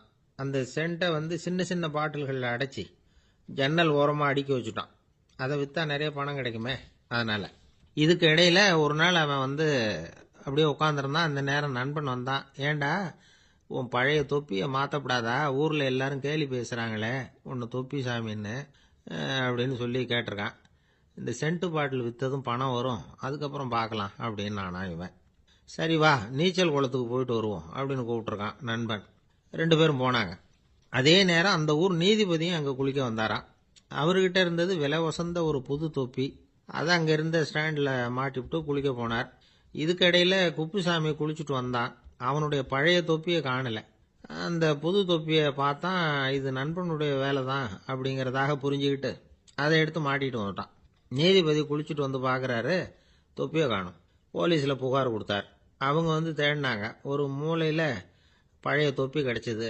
அடடா, இது நம்ம குப்புசாமியோட தொப்பி இல்லையா அப்படின்னு நானா ஒருத்தன். உடனே அவன் வீட்டுக்கு தேடிட்டு போயிருக்காங்க. அங்கே போய் பார்த்தா புது தொப்பி அங்கே இருக்குது. உடனே அவனுக்கு 1000 ரூபாய் அபராதம் போட்டாங்களாம். அவன் பணத்தை கட்டிவிட்டு ரொம்ப எரிச்சலோடு வீட்டுக்கு வந்தான். பழைய தொப்பி கண்ணில் பட்டது. மறுபடியும், உன்னால தானே எனக்கு 1000 ரூபா நஷ்டம் அப்படின்னு சொல்லி அதை எடுத்துக்கிட்டு அப்படி போயிருக்கான். அந்த ஊர் குளத்தில் வீசி எரிஞ்சிட்டு வந்துட்டான். அது மீன் பிடிக்கிற ஒருத்தன் கையில் சிக்கிச்சு. அவன் வர்ற வழியில் அதை எடுத்து வேகமாக வீசி எறிஞ்சான். அது நேராக குப்புசாமி வீட்டு ஜன்னல் வழியாக உள்ளே வந்து இந்த சென்ட்டு பாட்டில்கள் மேலே விழுந்து எல்லாம் உடஞ்சி நொறுங்கி போச்சு. குப்புசாமி பார்த்தான். தோட்டத்தில் ஆழமாக ஒரு குழியை வெட்டினான். அந்த தொப்பியை போட்டான், மூடிவிட்டான். இதை அடுத்த வீட்டுக்காரன் பார்த்தான். ஏதோ புதையல் தான் வச்சுருக்கான் போல இருக்குன்னு நினச்சான். போலீஸில் போய் புகார் கொடுத்துட்டான். மறுபடியும் போலீஸ் குழியை தோண்டினாங்க. பழைய தொப்பி மறுபடியும் வெளியில் வந்தது. எல்லாரும் சிரிக்கிறாங்க. அன்னைக்கு ராத்திரியே அந்த தொப்பியை எடுத்துக்கிட்டு நேராக புறப்பட்டான். ஒரு கல்லில் அதை சேர்த்து கட்டி குடிநீர் தொட்டி இருக்கும்ல, அதில் போட்டுட்டு வந்துட்டான். இனிமேல் என்ன பண்ணும் பார்ப்போன்னு. ஒரு நாள் திடீர்னு குழாயெல்லாம் அடைப்பட்டு போச்சு. மாநகராட்சி அலுவலர்கள் என்னன்னு பார்த்தா அந்த பழைய தொப்பி குழாயை அடைச்சிக்கிட்டு இருக்குது. இது குப்புசாமியோட தொப்பிங்கிறது தான் எல்லாருக்கும் தெரியுமே. உடனே குடிநீரை பாழாக்கணத்துக்காக குப்புசாமிக்கு கோர்ட்டு 2500 ரூபாய் அபராதம் போட்டுவிட்டுது. அதையும் கட்டிவிட்டு வெளில வந்தான். கடைசியாக முடிவு பண்ணான். ஒரு நெருப்பு குச்சியை கிழிச்சான். தொப்பியை கொளுத்தினான். எரிஞ்சுது. எடுத்து வெளில எரிஞ்சான். கொஞ்ச நேரத்தில் தீ அணைப்பு படம் வந்துட்டுது. ஆமாம், இவன் எடுத்து எரிஞ்சது வெளியில் விழுந்து வீட்டு கூரையே பற்றிக்கிட்டு எரிய ஆரம்பிச்சுட்டுது. அவனோட பணத்தாசையும் அதோட சேர்ந்து எரிஞ்சு போச்சான். இப்படி ஒரு கதை. இந்த கதையை சொல்லி முடிச்சார் அந்த இமயமலை அடிவாரத்தில் இருந்த சன்னியாசி. இப்ப அந்த குப்புசாமி எங்க இருக்கிறான்னு கேட்டார் எதிரில் இருந்தவர். இதோ உன் எதிரிலே இருக்கிறான், நான் தான் அந்த குப்புசாமி அப்படின்னாராம் அந்த சன்னியாசி. அந்த குப்புசாமி கிட்ட இருந்தது மாதிரி ஒரு பழைய தொப்பி நம்ம ஒவ்வொருத்தர்கிட்டையும் உண்டு. அதை எப்படி தொலைக்கிறதுன்னு தெரியாம தடுமாறிக்கிட்டு இருக்கிறோம். அது என்ன தொப்பிங்கிறீங்களா? அதுதான் நம்மை சூழ்ந்திருக்கிற மாயை அப்படிங்கிறார் சுவாமி சின்மயானந்தர். மெய்ஞானம் கிடைக்கிறப்போ மாயை எரிஞ்சு போகும் அப்படிங்கிறது அவருடைய கருத்து. நம்மால் ஒருத்தர் வேகமா ஓடி வந்தார். காலில் மாட்டியிருந்த பழைய செருப்பு ரெண்டையும் ஆவேசமா தூக்கி ஒரு கிணத்துல போட்டுட்டு வெறுங்காலோட நடந்து வந்துகிட்டு இருக்கிறார். ஏன் அப்படி பண்ணீங்க அப்படின்னு கேட்டோம். அந்த செருப்புக்கு சொந்தக்காரன் பின்னாடி வந்துகிட்டு இருக்கிறான், அதனால அப்படி பண்ணேன் அப்படிங்கிறார் இவர். காசியில் இருக்கிற கடவுள் காசி விஸ்வநாதர், அங்க இருக்கிற தேவி காசி விசாலாட்சி. இவங்க 2 பேரும் ஒரு நாள் பேசிக்கிட்டு இருந்தப்போ கடவுள் சொன்னார், இந்த மனிதர்களை நாம ரொம்பவும் நம்பிக்கையோட தான் படைச்சிருக்கிறோம். இருந்தாலும் அவங்களுக்கு தான் நம்பிக்கை இல்லை, எதுலேயும் ஒரு உண்மையான நம்பிக்கை இல்லாமல் வாழ்ந்துக்கிட்டு இருக்கிறாங்க அப்படின்னார். என்ன அப்படி சொல்றீங்க? அதோ பாருங்க, எவ்வளவு பேர் காசியை தேடிட்டு கங்கையில் குளிச்சுக்கிட்டு இருக்கிறாங்க. அவங்கெல்லாம் நம்பிக்கை இல்லைன்னா இவ்வளவு தூரம் தேடிட்டு இங்கே குளிப்பாங்களா அப்படின்னு நாங்கள் தேவி. சரி, அதை சோதிச்சு பார்க்கலாம் அப்படின்னு 2 பேரும் முடிவு பண்ணிக்கிட்டாங்க. உடனே ஒரு திட்டம் போட்டாங்க. அது எப்படின்னா, நாம் 2 பேருமே பக்தர்கள் மாதிரி உருவத்தை மாற்றிக்கிட்டு கங்கை கரைக்கு போக வேண்டியது. நான் கங்கையில் இறங்கி குளிக்கிறேன். கொஞ்ச நேரத்தில் சுழலில் மாட்டிக்கிட்டது மாதிரி நடிக்கிறேன். நீ உடனே கரையிலிருந்து சத்தம் போடு, என்னோட வீட்டுக்காரரை யாராவது காப்பாற்றுங்களேன் காப்பாற்றுங்களேன்னு சத்தம் போடு. அதோட இன்னொன்று சொல்லு, யாராவது ஒரு புண்ணிய ஆத்மா அவர்கிட்ட போய் அவருடைய முடியை பிடிச்சி இழுக்கணும். அப்படி ஒரு சாபம் இருக்குது எங்களுக்கு. புண்ணிய ஆத்மா, அதாவது எந்த பாவமும் செய்யாத இல்லாத ஒருத்தர் தான் அவரை காப்பாற்ற முடியும். அப்படிப்பட்டவங்க யாராவது வெள்ளத்தில் குதிச்சு என்னுடைய கணவரை காப்பாற்றுங்கோ அப்படின்னு நீ சத்தம் போடு, கூச்சல் போடு, என்ன நடக்குதுன்னு பார்க்கலாம் அப்படின்னார் கடவுள். சரின்னு சொல்லி 2 பேருமா சாதாரண பக்தர்கள் மாதிரி கங்கை கரைக்கு சேர்ந்தாங்க. அவர் இறங்கி குளிச்சார். திட்டம் போட்டது மாதிரியே சுழலில் மாட்டிக்கிட்டது மாதிரி கத்துனார். கரையில் இருந்த அந்த அம்மா, ஐயோ என் கணவரை காப்பாற்றுங்களேன், யாராவது காப்பாற்றுங்களேன்னு கத்துனாங்க. பல பேர் ஓடி வந்தாங்க. உடனே இவங்க, பாவம் இல்லாத புண்ணிய ஆத்மா ஒருத்தரால தான் என்னுடைய கணவர் காப்பாற்றப்படணுங்கிறது விதி, அப்படி ஒரு சாபம் இருக்கு, அதனால புண்ணிய ஆத்மா யாராவது அவர்கிட்ட போய் அவர் முடியை பிடிச்சி தூக்குனா அவரை காப்பாற்றி போடலாம் அப்படின்னாங்க. இவங்க இப்படி சொன்னதும் எல்லாரும் திகைச்சு போய் நின்றுட்டாங்க. ஒவ்வொருத்தருக்கும் அவங்க செஞ்ச பாவம்லாம் ஒவ்வொன்றா ஞாபகத்துக்கு வர ஆரம்பிச்சுட்டுது. சரி, இதுக்கு நாம லாயக்கு இல்லை அப்படின்னு சொல்லி ஒதுங்கி போக ஆரம்பிச்சிட்டாங்க எல்லாம். இந்த சமயத்தில் யாரோ ஒருத்தர் வேகமாக ஓடி வந்தார். ஆற்றுல குதிச்சார். அவர்கிட்ட போனார், முடியை பிடிச்சார், தூக்குனார், அவரை காப்பாற்றி கரைக்கு கொண்டுட்டு வந்துட்டார். அப்படி காப்பாற்றின அந்த ஆளை இவங்க 2 பேரும் தனியாக கூப்பிட்டுக்கிட்டு ஒரு மண்டபத்துக்கு வந்துட்டாங்க. விசாரிக்கிறாங்க. நீ யாரப்பா அப்படின்னு கேட்குறாங்க. ஏதும் தெரியாத மாதிரி. நான் இந்த ஊர் அன்ன சத்திரத்தில் வேலை செய்கிற ஒரு சமையல்காரன் அப்படிங்கிறார். நீ கங்கையில் குளிக்கிறது உண்டான்னு கேட்டிருக்காங்க. நான் இந்த ஊர்லேயே தான் இருக்கிறேன், இருந்தாலும் தினமும் கங்கையில் குளிக்கிறது இல்லை, எப்பாவது ஒரு நாள் அங்கே குளிப்பேன் அப்படின்னார். கங்கையில் மூழ்கி எழுந்திரிச்சா பாவம்லாம் தொலையும்னு சொல்கிறாங்க. அப்படி இருக்கிறப்போ அங்கே இன்னைக்கு கங்கையில் குளிச்சுக்கிட்டு இருக்கிறவங்கெல்லாம் தங்களை புண்ணிய ஆத்மாவா நினைக்கல. கங்கையில் குளிக்காத நீ உன்னை புண்ணிய ஆத்மாவா நினச்சி என்னை காப்பாற்ற வந்திருக்கிற, அது எப்படி அப்படின்னு கேட்டார். அதுக்கு அந்த ஆள் சொல்கிறான், கங்கையில் குதிச்சதுக்கு அப்புறம் தானே உங்களை காப்பாற்ற போகிறோம், அப்படி குதிக்கும் பொழுது என்னுடைய பாவம்லாம் போயிருக்கும்ல, நான் புண்ணிய ஆத்மாவா ஆயிருப்பேனே, அதனால தான் துணிஞ்சு உங்களை காப்பாற்றினேன் அப்படின்னா. கடவுளும் தேவியும் அவனுக்கு காட்சி கொடுத்தாங்களாம். இப்படி ஒரு கதை உண்டு. அதாவது கங்கையில் குளிச்சுக்கிட்டு இருக்கிறவங்களுக்கே தங்களுடைய பாவம் போகுங்கிற நம்பிக்கை பரிபூர்ணமா இல்லை. குளிக்காத ஒருத்தனுக்கு அந்த நம்பிக்கை இருந்தது. அதனால அவனால் கடவுளை பார்க்க முடிஞ்சது. கடவுளை நாமளும் பார்க்க முடியுமா முடியாதா அப்படிங்கிற குழப்பம்லாம் நமக்கு வேண்டியதில்லை. நம்பிக்கையோடு வாழணுங்கிற உண்மையை மட்டும் இந்த கதையிலேருந்து புரிஞ்சுக்கிட்டா போதும். ஏன்னா இந்த கதையை கேட்டுட்டு ஒரு நண்பன் குதர்க்கமாக ஒரு கேள்வி கேட்டான். ஏன் சார், கங்கையில் குளிச்சா பாவம் போயிடும்னு சொல்கிறீங்களே, நான் எனக்கு வேண்டாத ஒருத்தனை அழைச்சிட்டு போய் கங்கையிலேயே தள்ளி விட்டுட்டு அதுக்கப்புறம் அங்கேயே முழுக்க போட்டுட்டு நான் செஞ்ச பாவத்தை அதுலேயே கழுவி விட்டுட்டு மறுபடியும் உங்ககிட்ட வந்துடுறேன்னு வச்சுக்கோங்க, நீங்கள் என்னை புண்ணிய ஆத்மான்னு ஏற்றுக்குவீங்களா அப்படிங்கிறான். ஆள் கொஞ்சம் ஆசைந்தான், நம்மளே அங்கே அழைச்சிட்டு போனாலும் போயிடுவான். 13வது பாடல். புள்ளின்வாய் கீண்டானே பொல்லா அரக்கனை கிள்ளிக் களைந்தானே, கீர்த்திமை பாடிப்போய் பிள்ளைகள் எல்லோரும் பாவைக் களம் புக்கார், வெள்ளி எழுந்து வியாழம் உறங்கிற்று புள்ளும் சிலம்பினகான், போதரிக் கண்ணினாய் குள்ளக் குளிரக் குடைந்து நீராடாதே பள்ளி கிடத்தியோ, பாவாய் நீ நன்னாளால் கள்ளம் தவிர்ந்து கலந்தேலோர் எம்பாவாய். கண்ணழகு படைத்த பெண் ஒருத்தியை இப்பாசுரத்தால் எழுப்புகிறார்கள். மலரில் உள்ள வண்டுகள் போன்று அழகிய கண்களை உடையவளே, கொக்கு வேடத்தில் வாயை பிளந்து கண்ணனை விழுங்க எண்ணிய பகாசுரனை அவன் வாயை கிழித்து அழித்த கண்ணபெருமான், கொடியவனான ராவணரது தலைகளை அறுத்து அழித்த ராமபிரான், அவர்களது வீர வரலாறுகளை பாடிக்கொண்டு இளம்பெண்கள் எல்லோரும் பாவை நோன்புக்குரிய இடத்திற்கு எப்போதோ சென்று விட்டனர். வானத்திலேயோ குரு என்கிற கோள் மறைந்து சுக்கிரன் உதயமாகிவிட்டான். பட்சிகள் வீதியெல்லாம் பறந்து சப்திக்கின்றன. இந்த மார்கழி விடியல் விடியும் முன்பே உடல் நன்கு குளிரும்படி மடிவில் குடைந்து குடைந்து நீராட வேண்டாமா? இன்னும் படுக்கையில் சுருண்டு கிடக்கலாமா? நல்ல நாளும் அதுவுமாக இப்படி இருக்கிறாயே, அப்படி உனக்கு என்ன தனிய அனுபவம்? உன் மனதில் உள்ள கள்ளத்தனத்தை விடுத்து எங்களோடு சேர்ந்து வா என்று அழைக்கிறார்கள். இதை ரசமாக அனுபவிக்கிறவர்கள் முதல் பாடலிலே மனத்துக்கினியான் என்று ராமனை பேசிவிட்டதால் இந்த ஆயர்பாடிக்குள்ளே ஒரு பெரிய விவாத கோலாகலம் ஏற்பட்டு விட்டதாம். அதாவது சர்ச்சை. அது யாரடா அது? கண்ணனுடைய ஊரிலே ராமனுடைய கதையை பேசி கொண்டிருக்கிறார்களே என்று சில பேர், சில ஆயர்கள் கோபப்படவும், ஏன் அப்படி பேசக்கூடாதா என்று சில பேர் மறுபடியும் எதிர்ப்பக்கம் விவாதிக்கவும், ஒரு பட்டிமண்டபத்தை போலவே ஒரு விவாதம் அங்கு தொடங்கிவிட்டது என்று அனுபவிப்பார்கள். ஏனென்றால் இந்த பாடல் எப்படி வருகிறது? புள்ளின்வாய் கீண்டானி என்று கண்ணபெருமான் பகாசுரனை அழித்த கதையை சொல்லி பிறகு பொல்லா அரக்கனை கிள்ளி களைந்தானே என்று ராமாவதார கதையையும் சேர்த்து பேசுகிறார்கள். அதை எப்படி சொல்லுகிறார்கள்? கண்ணனுடைய ஸ்தலத்தில் ராமனுடைய கதையா என்று ஒருவர் கேட்க, ஏன் முன்பு ராமனை பாடிய காலத்திலே நாம் கண்ணனை சேர்த்து பாடியது இல்லையா?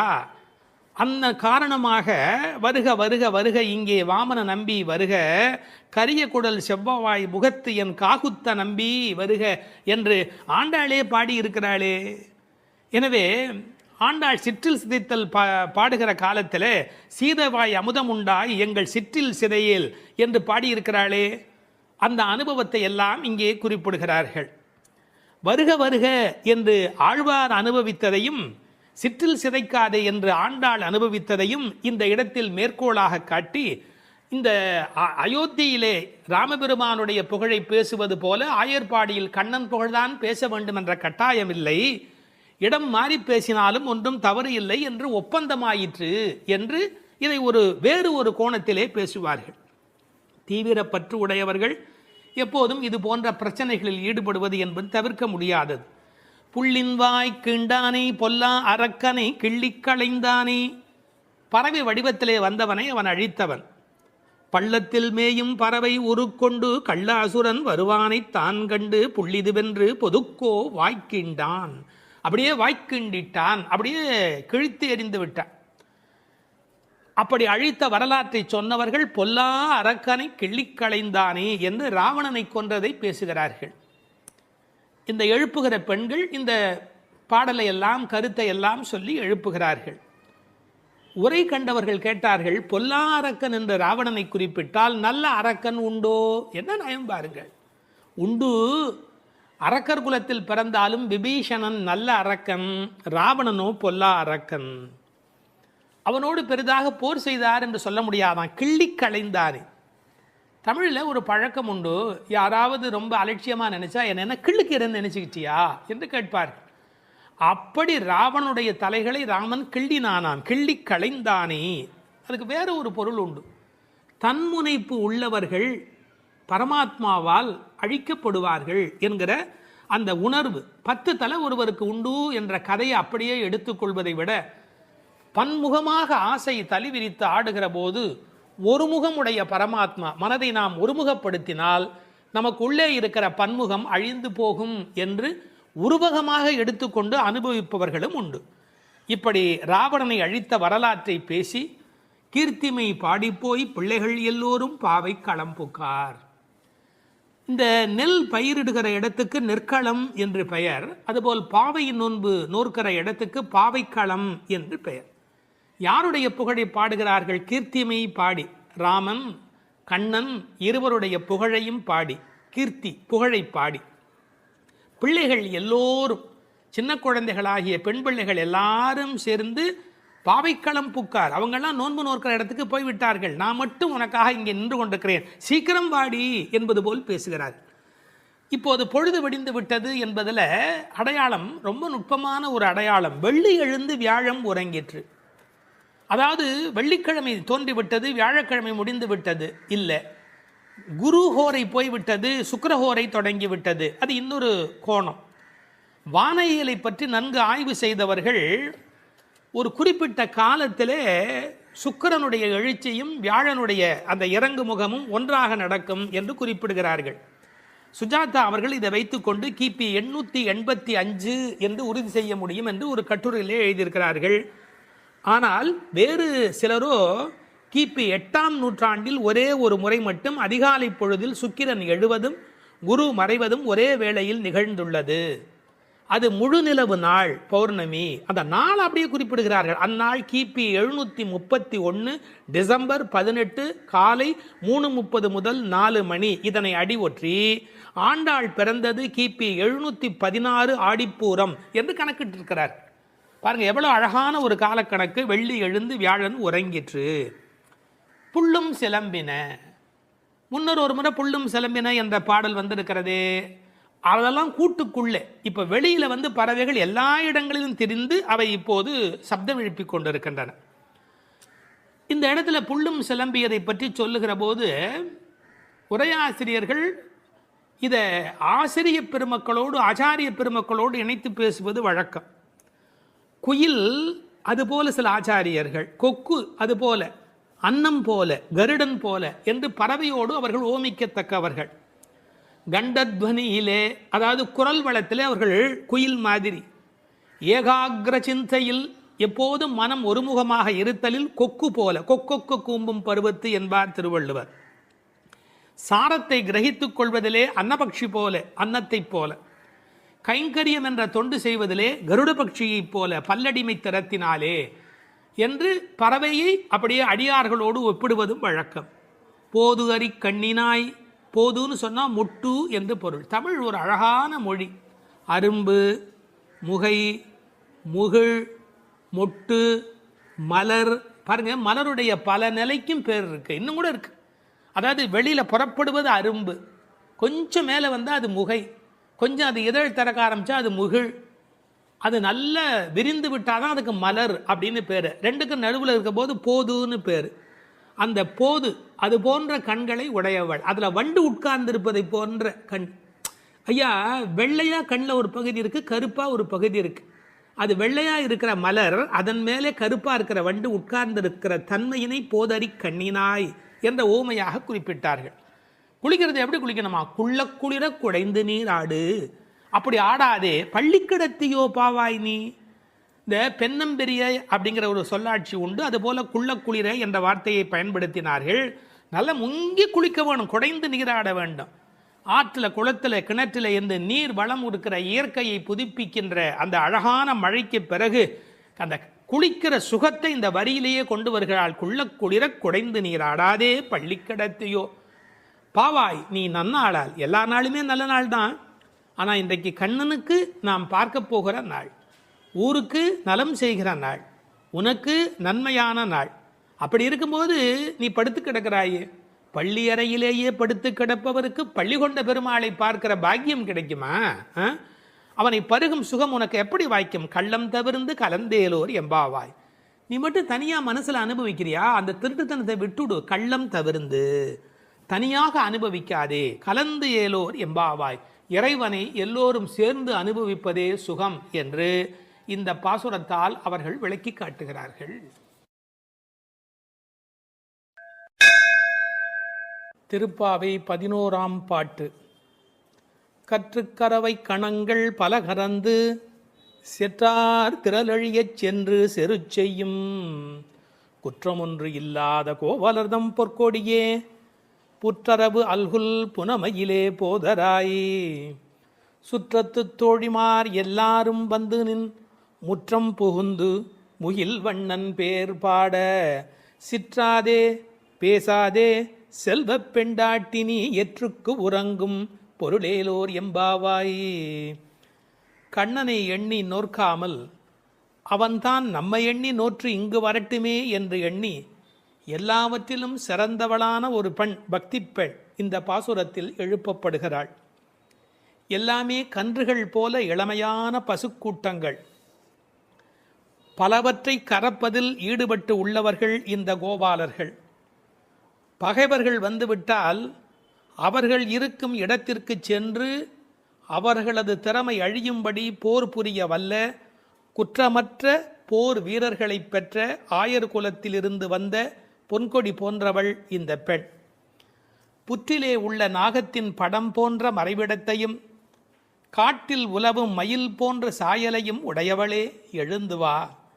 நமது ஆயர்குடி பெண்கள் எல்லோரும் உன் வீட்டு முற்றத்திலே கூடி மேக நிறமுடைய கண்ணனது திருப்பெயர்களை கூறி பாடி மகிழ்கிறோம். நீயோ அசைவதே இல்லை, வாய் திறந்து பேசுவதும் இல்லை. அப்படி என்ன பெரும் செல்வமடி உனக்கு? இந்த உறக்கத்தில் உனக்கு என்ன அவ்வளவு ஈடுபாடு? எழுந்து வா என வெளியில் உள்ள பெண்கள் உள்ளே உறங்கும் பெண்ணை எழுப்புவதாக அமைந்துள்ள பாடல். இவர்கள் யாரை எழுப்புகிறார்கள்? 3 அடையாளங்கள். கோவலர்தம் பொற்கொடியே, புற்றரவு அல்குல் புனமையிலே, செல்வப் பெண்டாட்டி என்று உள்ளே இருக்கிற பெண் சிறப்பிக்கப்படுகிறார். கோபாலர் என்பது தமிழிலே கோவலர் என்று எழுதுவது வழக்கம்.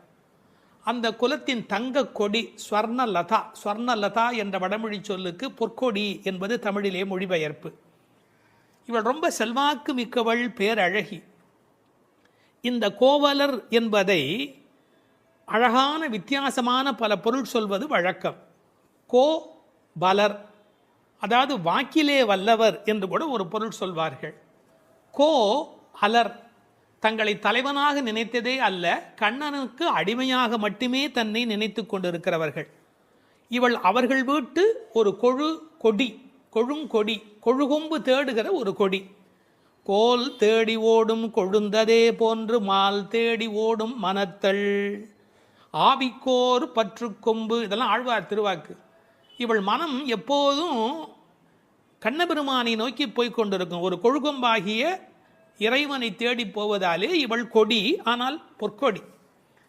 அடுத்த வார்த்தை அவளுடைய மறைவிடத்தை குறித்து பேசுகிறார்கள். புற்றரவு அல்குல் புனமையிலே, இது தமிழிலே ரொம்ப இயற்கை. அதில் என்ன ஒரு குறிப்பு இருக்கிறது என்றால், பாம்பு புற்றிலே ஒடுங்கிவிடும், அதுபோல் இவளுக்கு ஒடுக்கமான இடை என்பதை நாம் இந்த இடத்தில் புரிந்து கொள்ள வேணும். பெண்ணுக்கு இடை எப்படி இருக்க வேணும்? பொய்யோ எனும் இடையாளொடும் இளையானொடும் போனான், கம்பனுடைய வாக்கு. சீத்தையினுடைய இடை உண்டா இல்லையா என்று எல்லோரும் சர்ச்சை செய்கிற இடை என்று எழுதினார். இந்த புற்றரவு அல்குல் என்பதை கொஞ்சம் விளக்கம் சொல்லுகிற ஆச்சாரியர்கள் அது மறைந்திருப்பதையும், குளிர்ச்சி, பாம்பு புற்றுக்குள் மறைந்திருக்கும், புற்றுக்குள்ளே எப்போதும் வெப்பம் குறைவாக இருக்கும். நான் ஒரு குறிப்பு படித்தேன், 23 டிகிரி செல்சியஸ் அந்த சூட்டில் தான் உள்ளே இருக்குமா பாம்பு குடியிருப்பதற்கு விரும்புமா. ஏர் கண்டிஷன் ரூமில் இருக்கிற மாதிரி அந்த குளிர்ச்சி இருந்தால்தான் அது அங்கே இருக்குமா. அதுபோல இந்த பெண்ணின் மறைவிடத்தையும் அவர்கள் குளிர்ச்சி மிக்கது என்று பாடுகிறார்கள். ஆனால் புற்றரவு அல்குல் என்பதை தத்துவார்த்தமாக எடுக்கிற போது ஞானபக்தி மிக்க என்று அதற்கு வேறு இறை பொருள் கொண்டு சொல்லுவது வழக்கம். அடுத்த வார்த்தை புனமயிலே போதராய். மயில் என்று சொன்னால் போராதா, ஏன் புனமயில் என்று சொல்ல வேணும்? நீங்கள் என்னதான் வளர்த்தாலும் ஒரு மிருகக்காட்சி சாலையில் இருக்கிற மயில் அதில் ஒரு வளப்பம் இருக்காது. காட்டிலே இயற்கையோடு இயற்கையாக ஆடிக்கொண்டிருக்கிற மயில் இருக்கு, செழிப்பாக இருக்கும். காட்டு மயில், புனம்னா காடு, காட்டிலே இருக்கிற மயில். வளர்ப்பு மயிலுக்கு இல்லாத அழகு காட்டில் இருக்கிற மயிலுக்கு வனப்பு மயில். அது கண்ணுக்கு மிகவும் இனிமை தருவது மயில். கருங்கண் தோகை மயில் பீலி அணிந்து, கண்ணபெருமான் மயிலை விரும்புகிறவன், அதான் தலைமையிலேயே சூடிக்கொண்டிருக்கிறான். எனவே இவளை விரும்புவதற்கான வாய்ப்பு அதிகம். இன்னொரு கோணத்தில் பிரதிவாதி பயங்கரம் சுவாமிகள் ஒரு அருமையான கருத்து சொல்வார்கள். ஆச்சாரியனை குறித்து அவர்கள் எல்லா பாடலுமே ஆச்சாரியனோடு தொடர்பு படுத்தி பேசியிருக்கிற ஒரு பேச்சு, அற்புதமான பேச்சு அது. அந்த மயிலுக்கும் ஆச்சாரியனுக்கும் என்ன தொடர்பு என்று அனுபவிக்கிறார்கள். ஆனந்தம் வந்து விட்டால் மயில் தோகை விரிக்கும். ஆச்சாரியனும் அப்படித்தான், ஆனந்தம் வந்து விட்டால் தன்னுடைய வாக்கில் விஸ்தாரமாக பல பொருள்கள் சொல்ல தொடங்கி விடுவார். மயிலுக்கு விஷப்பூச்சிகள் அண்டாது, அதுபோல் ஆச்சாரியனிடத்திலே தீய சக்திகள் சேராது. மயில் பீலி கண்ணன் தலைமையிலே இருக்கும். ஆச்சாரியன் ஏதேனும் ஒன்று சொன்னால் கண்ணன் தலைதுலுக்கி அதை அனுபவிப்பானா, அப்படி என்று அனுபவிப்பானா. எனவே தலைமேல் வைத்து கண்ணனே கொண்டாடுகிறான் ஆச்சாரியனுடைய வாக்கு. பாம்பு பயந்து ஓடும், விஷத்தன்மை உடையவர்கள் ஆச்சாரியனை பார்த்தால் விலகி ஓடி விடுவார்கள் என்று என்ன அழகு பாருங்கள். முழுக்க இந்த புனமையிலே என்பதை ஆச்சாரியனோடு சம்பந்தப்படுத்தி பேசுவார்கள் ஸ்ரீ பிரதிவாதி பயங்கரம் அண்ணங்கராச்சாரிய சுவாமிகள். இந்த புனமையில் என்பதில் இன்னும் ஒரு அழகு, மயில் புனத்தை சிறப்பிக்கிறது. காட்டுக்கு அழகு அப்படின்னா மயில் தான் காட்டுக்கு அழகாக இருக்கிறது. அது மாதிரி எங்கள் கூட்டத்துக்கு நீ புனமயில், எங்கள் கூட்டம் காடு போல நீ வந்தால்தான் எங்களுக்கு அழகு என்பதை புனமயில் என்பது குறிப்பிட்டது. நீ வந்து கதவை தர, ஏன் மயில் நடப்பதை பார்க்க வேண்டும் அல்லவா, மயில் நடந்து வருகிற அழகை நாங்கள் அனுபவிக்க வேண்டும் அல்லவா, எனவே உன் மயில் நடை காண வேண்டும், வாராய். செல்வ பெண்டாட்டி என்று விழிக்கிறார்கள். அடுத்தது, இவள் தலைமகள், குலம் தரும் செல்வம் தந்திடும் என்கிற அத்தனை செல்வமும் உடையவள், கண்ணனுக்கு மிக மிக வேண்டியவள். கண்ணனுடைய அழகை பற்றி சொல்லுகிற போது உரையாசிரியர் எழுதுவார், அது ஆண்களை பெண்களாக்கும், பெண்மையுறச் செய்யும். அது மாதிரி இவள் அழகு எப்படி என்றால் பெண்களை ஆண்மையுறச் செய்யும் பேரழகு, செல்வ பெண்டாட்டி என்று சிறப்பித்தார்கள். இப்போ அந்த ஆயர்பாடியிலே அவர்கள் கறந்து பால் கறந்து அவர்கள் எப்படி வாழ்கிறார்கள் என்ற தன்மை பேசப்படுகிறது. கற்று கறவை கணங்கள் பல கறந்து, கன்று உடைய கறவை, ஏன்னா கன்றுக்குட்டி இருந்தால் தான் அது பால் ஈனும். சார் அந்த ஆச்சரியம் என்ன என்று கேட்டால், அங்கே கிழட்டு மாடே கிடையாது, எப்போதும் இளமையுடைய மாடு தான் அங்கே இருக்கும். எனவே அது கற்று கறவை கணங்கள் பல கறந்து, எக்கச்சக்கமான மாடுகள். இந்த ஆயர் சலிப்பதே இல்லை. பரதநாட்டியம் கற்றுக்கொள்கிற பெண்களை சொல்வார்கள், மண்டி போட்டு பாரு அப்படிம்பாங்க. அது மாதிரி பால் கறக்கிறவர்கள் குத்த வச்சு உட்காந்து பால் கறப்பார்கள். எக்கச்சக்கமான ஸ்டாமினா, உடல் பலம் இருந்தால் தான் தொடர்ந்து உட்காரவே முடியும். நீங்கள் சாதாரணமாக உட்காந்துடலாம், ஆனால் குத்த வச்சு உட்காரது இருக்கும் பாருங்க. பரதநாட்டியம் ஆடுகிறவர்களுக்கு முதல் பயிற்சி அதுதான். பால் கறக்கிற அந்த கோபாலர்களுக்கு இயல்பிலேயே வரிசையாக மாட்டை கறந்து உடல் பலம் எக்கச்சக்கமாக இருக்கும். பல கறந்து, இந்த கன்று என்பதை கற்று என்று எழுதுகிறார்கள். ஏன்னா மெல்லினமாக தான் இருக்கணும் கன்று. அது எப்படி வல்லினம் ஆயிட்டுனா, கண்ணுக்குட்டி மாதிரியா இருக்குது, அதுவே அவ்வளோ வலிமையாக துள்ளி குதிச்சுக்கிட்டு இருக்குது, அப்புறம் கன்றுன்னு எப்படி சொல்கிறது, அது கற்று. இதுக்கும் ஆழமான ஒரு உரை சொல்லுகிற வழக்கம் எப்படின்னா, கல்வி கற்று அப்படின்னா கல்வியின் மூலமாக. அதாவது இது கண்ணுக்குட்டி அப்படிங்கிற அர்த்தத்தை தாண்டி நிறைய கல்வி கற்ற சிஷ்ய கோடிகளோடு ஆச்சாரியன் வருகிற பேரழகு, இப்படி ஆச்சாரியனோடு சம்பந்தப்படுத்தி அந்த பாடலுக்கு விளக்கம் சொல்வது உண்டு. பசுவனுடைய சிறப்பை சொல்வதாக இருந்தால், அந்த கோதூளி, அதனுடைய கால் தூசிக்கு பெருமை அதிகம். அந்த பசுவினுடைய அந்த கொட்டில் இருக்கு இல்லையா, மாட்டு கொட்டில், அங்கே போய் உட்காந்தா மன அமைதி கிடைக்கும். வாழ்க்கையில் மனதில் ரொம்ப அதிக துன்பம் உடையவர்கள் பசுக்கள் குடியிருக்கிற கொட்டிலில் போய் பசுக்களை தொட்டு தடவி கொஞ்ச நேரம் அங்கே இருந்தால் அடைய முடியாத அமைதி அடைவார்கள், நோயிலே இருந்து நீங்குவார்கள்னு இப்போ கண்டுபிடிச்சிருக்கிறாங்க. இப்படி ஒருவரே பல மாடு கடந்து எடுக்கக்கூடிய உடல் பலம் உடையவர்கள். ஆனால் வெறும்னா பால் கறக்கிற ஆட்கள்னு நாம் நினைக்கக்கூடாது. எதிரிகள் யாராவது, எதிரினா இவங்களுக்கு கிடையாது, கண்ணனை எதிர்க்கிறதுக்கு யாராவது வந்தா செற்றார் திரளழிய சென்று செரு செய்யும். வேடிக்கையாக சொல்லுவாங்க, டே என் ஏரியாவுக்கு வாடா பார்த்துக்கிறேன் அப்படின்னு. அது மாதிரி சிங்கத்தை குகையிலேயே சந்திப்பது போல எதிரிகளுடைய கோட்டைக்கு உள்ளேயே புகுந்து அவர்களை அடித்து நொறுக்குவார்கள். கிருஷ்ணனுடைய எதிரிகளை தங்கள் எதிரிகளாக நினைத்துக் கொள்வார்கள். செற்றார் திரளழிய சென்று செரு செய்யும். ராமனை பற்றி பாடும்போது சென்று அங்கு தென்னிலங்கை செற்றாய் திரள் போற்றினாலே, இந்த ஆயர்பாடியில் இருக்கிற கோபாலரும் சென்று சண்டையிடுகிறவர்கள். குற்றமொன்றில்லாத கோவலர். அவங்களுக்கு இடக்கை வழக்கை தெரியாது. படித்து வந்தானே சார் விஷமம் பண்ணுவான், கல்வி உள்ளவன் தானே அதிக வம்பு பண்ணுவான். இவனுக்கு எந்த குற்றமுமே கிடையாது. அப்படிப்பட்ட கோவலர்தம் பொற்கொடியே. சுற்றத்து தோழிமார் எல்லாரும் வந்து அத்தனை பேரும் வந்துட்டோம். முடி உன் வீட்டு வாசல்ல நிற்கிறோம்.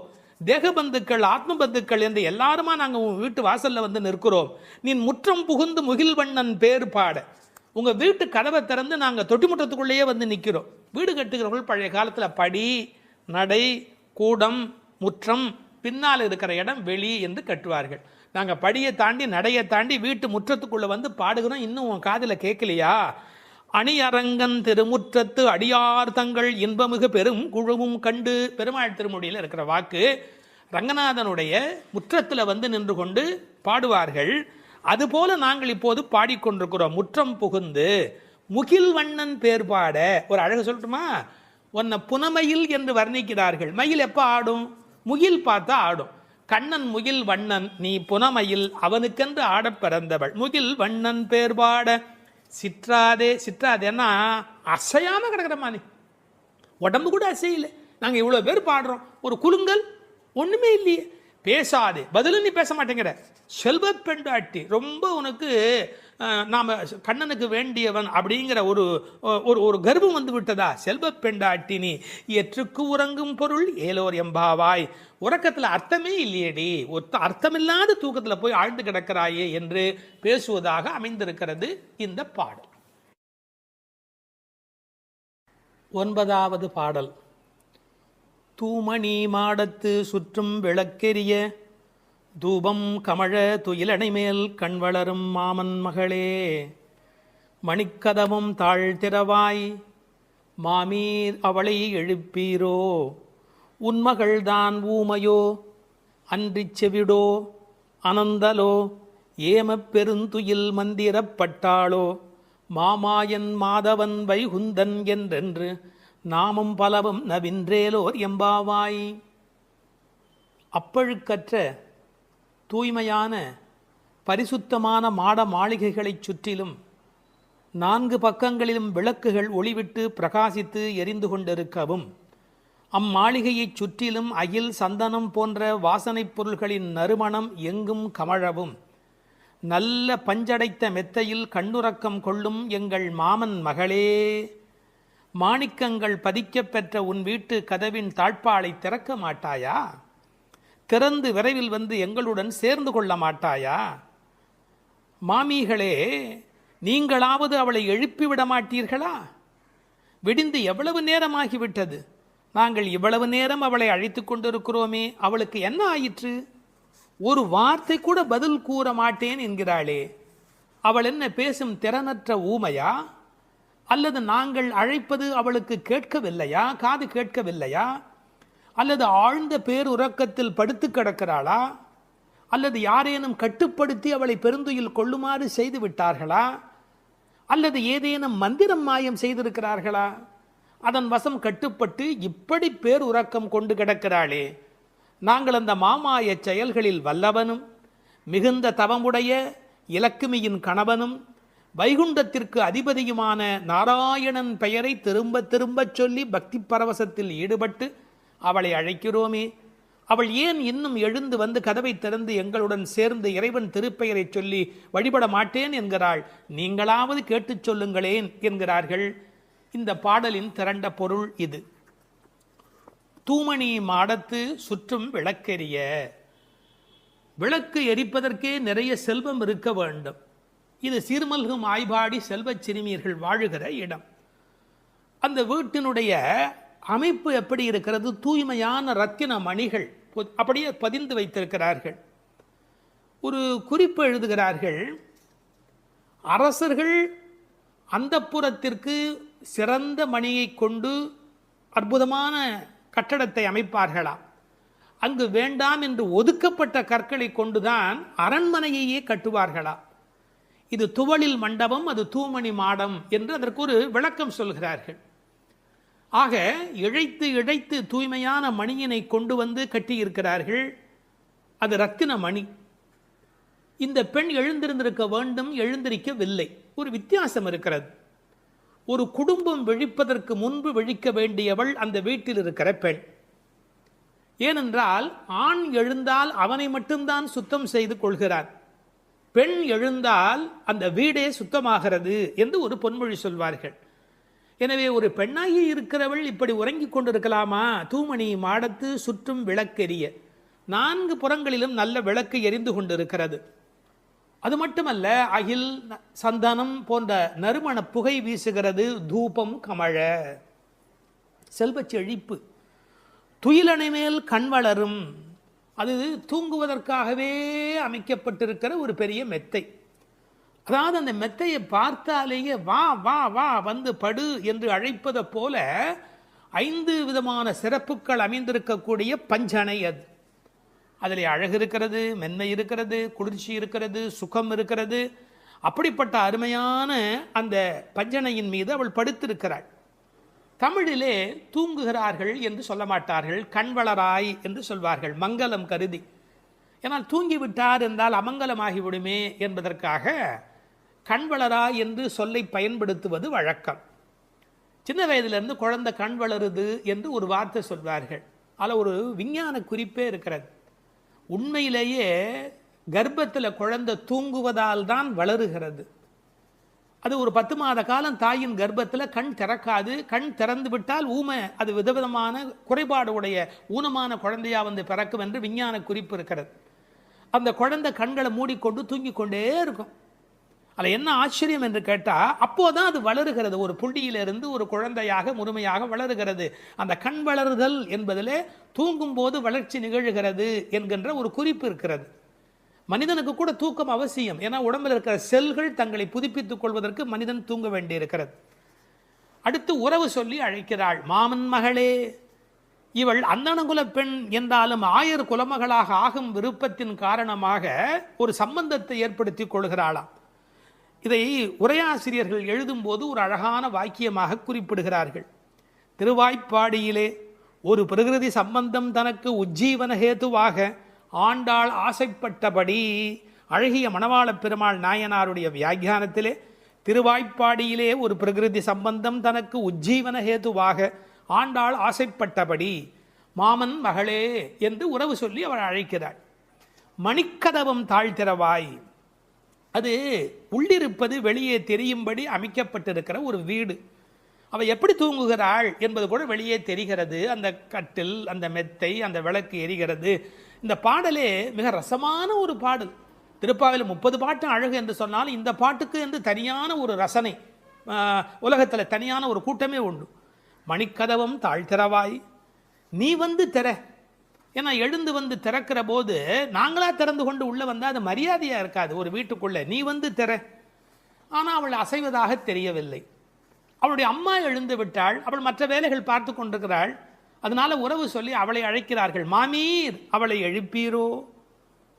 நீங்கள் அவளை எழுப்பிவிடக்கூடாதா? அப்படி தூங்கி கொண்டிருக்கிறாளே. உன் மகள்தான் தன்னுடைய தோழியினுடைய தாயை பார்த்து சொல்கிறாள், உன் மகள்தான் ஊமையோ அன்றி செவிடோ. என்ன பொருள் தெரியுமா? பேச்சு வராதவர்கள் என்று பொருள் அல்ல. ஊமை என்ற சொல்லுக்கு இறை நாமம் சொல்லாதவர் என்று பொருள் என்று எழுதுகிறார். இறைவனுடைய நாமத்தை சொல்ல வேண்டிய சந்தர்ப்பத்தில் சொல்லவில்லை என்றால் பிறகு நாக்கிருந்து என்ன பையன்? பேசாத நாளெல்லாம் பிறவா நாளே என்பார்கள் அல்லவா? உண்ணா நாள் என்பது இந்த உலகத்தில் சாப்பிடாத நாள் அல்ல, உன்னை வணங்காத நாள் தான் உண்மையிலேயே உண்ணா நாள் என்று குறிப்பிடுவார்கள்.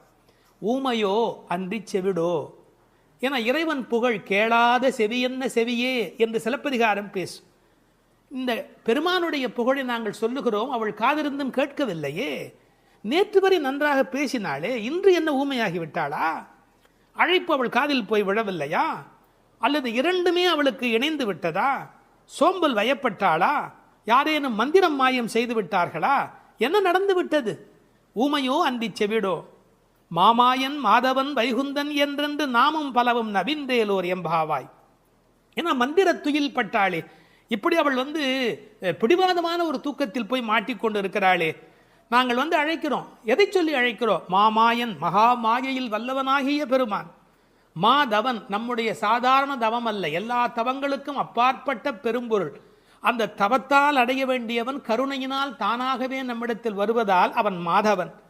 வைகுந்தத்தில் இருக்கிறவன் என்றாலும் கருணை காரணமாக ஒவ்வொரு கோயிலிலும் அர்ச்சாவதாரத்தில் எழுந்தருளி இருக்கின்றவன். வைகுண்டபதி என்றாலும் இந்த பூமிக்கு கிடைக்கிறவன். வைகுந்தன் என்றென்று நாமும் பலவும் நவின்று. உண்மையிலேயே திருப்பாவையினுடைய நோக்கமே இறைவனுடைய நாமத்தை பல வகையில் சொல்வது. இறைவனுடைய நாமத்துக்கு மிகுந்த சக்தி அதிகம். கட்டிப்பொன் போலே அவன், பணிப்பொன் போலே திருநாமம் என்று உரை எழுதுவார்கள். அதாவது தங்கத்தில் ஒரு பெரிய கட்டி இருந்தால் கூட அதை வைத்துக்கொண்டு என்ன பண்ணுவது? ஆனால் பணிக்கப்பட்ட பொன், வளைக்கப்பட்ட பொன்னாக இருந்தால் அது பல சமயத்தில் ஆபத்துக்கு உதவும். ஒரு மோதிரமாக இருந்தால் அடகு கடையில் வைத்து கூட ஒரு ஆபத்திலேருந்து வெளியில் வரலாம். இறைவன் வைகுந்தத்திலே இருக்கிறான் என்று சொன்னால் கட்டிப்பொன் போலே, ஆனால் பணிப்பொன் போலே அவனுடைய திருநாமம், நாமம் பலவும்.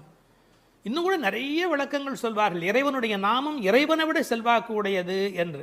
ஒரு வங்கிக்கு போகிறோம், செக்கில் கையெழுத்து போட்டு கொடுத்தா நம்ம கையெழுத்துக்கு தான் அதிக பலம் இருக்குமே ஒழிய, நாமே போய் நின்று கொண்டு பணம் கொடுன்னு கேட்டால் கூட கொடுக்கறதுக்கு யோசிப்பா. எப்படி கொடுப்பார்கள்? கையெழுத்துக்கு அவ்வளோ பெரிய சக்தி இருக்கிறது. அதுபோல் நாமும் இறைவனை காட்டிலும் வலிமை உடையது என்று ஒரு குறிப்பு சொல்வார்கள். ஒரு சின்ன வரலாறு. காஞ்சி மகா சுவாமிகள் உடல்நல குறைவு மாதிரி ஜுரத்தில் இருக்கிறார்கள். மருத்துவர் வர சொன்னார்கள். அவர் உடனே மருந்தெல்லாம் கொடுக்க வேண்டி இருக்குமோ என்ற எண்ணத்தில் அவர் வந்தார். உன்னை யார் இப்படியெல்லாம் வர சொன்னா? நீ உட்கார், நான் இப்போ என்னுடைய டெம்பரேச்சர் எடுத்துக்கோ, விஷ்ணு சஹஸ்ரநாமம் சொல்ல போகிறேன், சொல்லி முடிச்சதுக்கப்புறம் டெம்பரேச்சர் எப்படி இருக்கு பார் அப்படின்னு சொல்லிட்டு விஷ்ணு சஹஸ்ரநாமம் சொல்லுவதற்கு முன்பு ஜுரம் இருந்தது. சொல்லி முடித்த பிறகு ஜுரம் இல்லவே இல்லை. உன்னை எதுக்கு தெரியுமா கூப்பிட்டேன்? மருந்து கொடுத்து தான் இதை காப்பாற்றணுங்கிறது இல்லை, விஷ்ணு சஹஸ்ரநாமம் சொன்னாலேயே ஜுரம் போயிடும்னு தெரிஞ்சுக்கோ என்று ஒரு செய்தி சொன்னதாக ஒரு வரலாறு உண்டு. அவனுடைய நாமம் எல்லா நோய்களையும் போக்கக்கூடியது. அந்த நாமம் பலவும் நவின்றேலோர் எம்பாவாய். அந்த நாமங்களை நாம் வாய் திறந்து பாடுவோம் என்பதாக இந்த பாட்டு நிறைவு பெறுகிறது. திருப்பாவை 10ஆம் பாடல். நோற்றுச் சுவர்க்கம் புகுகின்ற அம்மனாய், மாற்றமும் தாராரோ வாசல் திறவாதார், நாற்றத்துழாய் முடி நாராயணன் நம்மால் போற்றப் பறைதரும் புண்ணியனால், பண்டொரு நாள் கூற்றத்தின் வாய் வீழ்ந்த கும்பகர்ணனும் தோற்றும் உனக்கே பெரும் துயில்தான் தந்தானோ, ஆற்ற அனந்தல் உடையாய் அருங்கலமே தேற்றமாய் வந்து திறவேலோர் எம்பாவாய். இந்த பாடலை நோன்பின் பெருமையால் கண்ணனை கையில் கனிபோல் அடைந்த ஒரு பக்திமிக்க பாவை எழுப்பப்படுகிறாள் என்றும் பார்க்கலாம். அல்லது தூக்கத்தையே நோன்பாக கருதி சோம்பி கிடக்கிற ஒருவளை கேலி பேசுவதாகவும் பொருள் கொள்ளலாம். இப்போது பாடலின் பொருளை முதலில் பார்ப்போம். நோன்பின் பலன் கைவரப் பெற்று அதன் விளைவாக சொர்க்கத்தையே அடைகின்ற பெண்ணே, அந்த சொர்க்கத்தினுள்ளே புகும் பெண் என்றாலும் உறக்கத்தை நோன்பாக கொண்டவளே என்று இன்னொரு பொருள். நீ வாயில் கதவைத்தான் திறக்கவில்லை, வாயை திறந்து பதில் கூடவா சொல்லக்கூடாது? மனம் நிறைந்த திருத்துழாய் துளசி மாலையை திருமுடியில் அணிந்திருக்கிற நாராயணன், நமது போற்றுதலை ஏற்று பலனை வழங்குகின்ற புண்ணியன், முன்னொரு காலத்தில் யவனுக்கு இரையாகி போன கும்பகர்ணன் உன்னுடன் தூக்கப் போட்டிக்கு வந்து தோற்று பெரிய தூக்கத்தை தன் தோல்வியின் அடையாளமாக உனக்கு வழங்கிவிட்டானா என்ன? மிகுந்த சோர்வும் சோம்பலும் ஏன் உனக்கு? இந்த குழுவுக்கே ஒப்பற்ற அணிகலன் போல விளங்குகிறளா அல்லவா நீ? படுக்கையை விட்டு தெளிவுடன் எழுந்து வந்து கதவை திற என்று வெளியில் நின்ற தோழியர் உள்ளே படுத்திருப்பவளை அழைக்கிறார்கள். இதுவே பாடலின் திரண்ட பொருள். இங்கே கேலியும் கிண்டலும் கூட ஒரு வகையான விளையாட்டாக எடுத்துக்கொள்ள ஒரு பகுதி இடம் கொடுக்கிறது. ஒரு பெண் சொல்லி இருக்கிறாள், நான் கடுமையான தவம் பண்ணி சொர்க்கம் போகப் போகிறேன் என்று இவர்கள் பேசிக்கொண்டிருக்கிற போது தோழிகளுக்கு மத்தியில் சொல்லி இருக்கிறாள். அவளை இப்போது எழுப்ப வந்திருக்கிறார்கள். ஆஹா, அடியம்மா, நீ சொர்க்கம் போகிற லட்சணம் என்ன என்று எங்களுக்கு தெரியாதா? நோற்று சொர்க்கம் போகுகின்ற அம்மனாய், நீ தவம் பண்ணி சொர்க்கம் போவேன் என்று சொன்னாயே, இப்போது படுத்து கிடக்கிறாயே. இப்படி எடுத்துக்கொண்டால் அது ஒரு கேலியான, கிண்டலான, அவளை பற்றி பேசுகிற ஒரு விளையாட்டு பேச்சாக பொருளாகிறது. உண்மையிலேயே எடுத்துக்கொண்டால் அவள் உண்மையான, கடினமான முயற்சி உடையவள். எல்லா நோன்புகளையும் சரியாக மேற்கொள்ளுகிறவள். நாளை வைகுந்தம் சேர வேண்டும் என்ற எண்ணத்தில் தன் வாழ்நெறியை அமைத்து கொண்டவள். எனவே நோற்று சொர்க்கம் போகின்ற அம்மனாய், பெருமைக்கு உரியவளே, நீ தவம் பண்ணி மேலே போவேன் என்று சொன்னாயே, இப்போது தூங்கிக் கொண்டிருக்கிறாயே என்று 2 வகையிலேயும் பாவத்தை மாற்றி பொருள் சொல்லக்கூடிய பாடல் வரி இது. சொர்க்கம் எது, நரகம் எது? ராமாயணத்திலே சீதா பிராட்டியார் சொல்கிறார், உன்னோடு இருப்பதுதான் எனக்கு சொர்க்கம். ராமனிடத்திலே சொல்கிறார், உன்னை பிரிந்தால் அது நரகமாக ஆகிவிடுகிறது. ஆகவே பெருமானோடு இருக்கிற நேரம்தான் சொர்க்கம். இவள் ஒருவேளை தன் தவத்தின் பலனால் பெருமாளோடு இருக்கிறவளோ, இறைவனுடைய நினைப்பே சொர்க்கமாகிறது, மறப்பே நரகமாகிறது. இது இன்னொரு சிந்தனை. இவளுடைய இயல்பு பக்குவம் காரணமாக உயர்ந்து போய் சாது கோஷ்டியில் சேர்ந்துவிட்ட காரணத்தால் சாமானியரோடு நமக்கென்ன பேச்சு என்ற எண்ணத்தில் வாயாடாமல் இருக்கிறாளோ என்பதை அடுத்த வரி நமக்கு புலப்படுத்தும். தனக்கு உரிய நல்ல கோஷ்டியிலே இருப்பது, சிறந்தவர்களோடு அந்த வர்க்கத்தில் இருப்பதுதான் சொர்க்கமாக மாறுகிறது. நீ அப்படி தகுந்த சாது கோஷ்டியிலே போய் சேர்ந்து விட்டதால் எங்களோடெல்லாம் பேசக்கூடாது என்பதற்காக மாற்றமும் தாராரோ, நீ பதில் தராமல் இருக்கிறாயா என்று ஒரு கேள்வி எழுகிறது. அம்மாடி, உன்னால் வீட்டு வாசல் திறக்க முடியவில்லை, வீட்டு வாசலே திறக்க முடியவில்லையே, உனக்காக வைகுந்த வாசல் திறக்கப் போகிறதா என்று இன்னொரு கிண்டல் பொருளும் அதற்குள்ளே இருக்கிறது. மாற்றம் தாராரோ, வாசல் திறவாதார். ஒருவேளை உண்ணாவிரதம் மாதிரி மௌன விரதம் இருக்கிறாயா? அட, வாயில் திறப்பது கடினம், வாயை திறப்பது கூடவா கடினம்? வாசல் செம்மினால் வாயும் செம்ம வேண்டுமோ என்று வியாக்கியானத்திலே இந்த இடத்தை குறிப்பிடுவார்கள். நீ எழுந்து பேச வேண்டாம், கதவை திறக்கக்கூடாதா? கதவை திறக்க வேண்டாம், வாயாலாவது பதில் சொல்லக்கூடாதா? ஏன் இப்படி நீ இருக்கிறாய் என்று அந்த பெண்ணை கேட்பது போல் அந்த பாடல் அமைந்திருக்கிறது. அடுத்து நாராயணனை சொல்லுகிறார்கள். நாற்றத் துழாய்முடி நாராயணன். உலகத்திலேயே மிகப்பெரிய சிறப்பு துளசிக்கு உண்டு. பிறக்கும் போதே அது நறுமணத்தோடு பிறப்பது. அதனால்தான் பின்னாலே பாடுகிறார்கள், இருந்தவண்ணாகிலும் கொண்டு வீசுமினி. துளசி கிடைக்கவில்லை என்றாலும் பரவாயில்லை, துளசி இருந்த மண்ணை எடுத்தாவது எங்கள் மீது வீசுங்கள் என்பார்கள். ஒரு பெருமாள் கோயிலுக்குள் போகிற போது நமக்கு கிடைக்கிற மிகப்பெரிய இன்பமே அந்த திருத்துழாய் நறுமணம். பச்சை கற்பூரம் அது இன்னொரு பக்கம், திருத்துழாய் நறுமணம்தான் கோயிலின் சிறப்பழகு.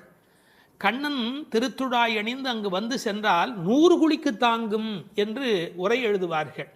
அதாவது அவன் வந்து போன வாசம் அந்த இடம் முழுவதும் நிறைந்திருக்குமா. இப்போது திருத்துழாய் வாசம் வருவதாலே இந்த பெண்களுக்கு உள்ளூர ஒரு கவலை, ஒருவேளை கண்ணன் இங்கே உள்ளே வந்துவிட்டு போயிருக்கிறானோ என்கிற ஒரு சின்ன கவலையும் வெளிப்பட பேசுகிறார்கள். நாற்றத் துழாய்முடி நாராயணன். நான் துளசியை பற்றி ஒரு மருத்துவ புத்தகம் படித்து கொண்டிருந்தேன்.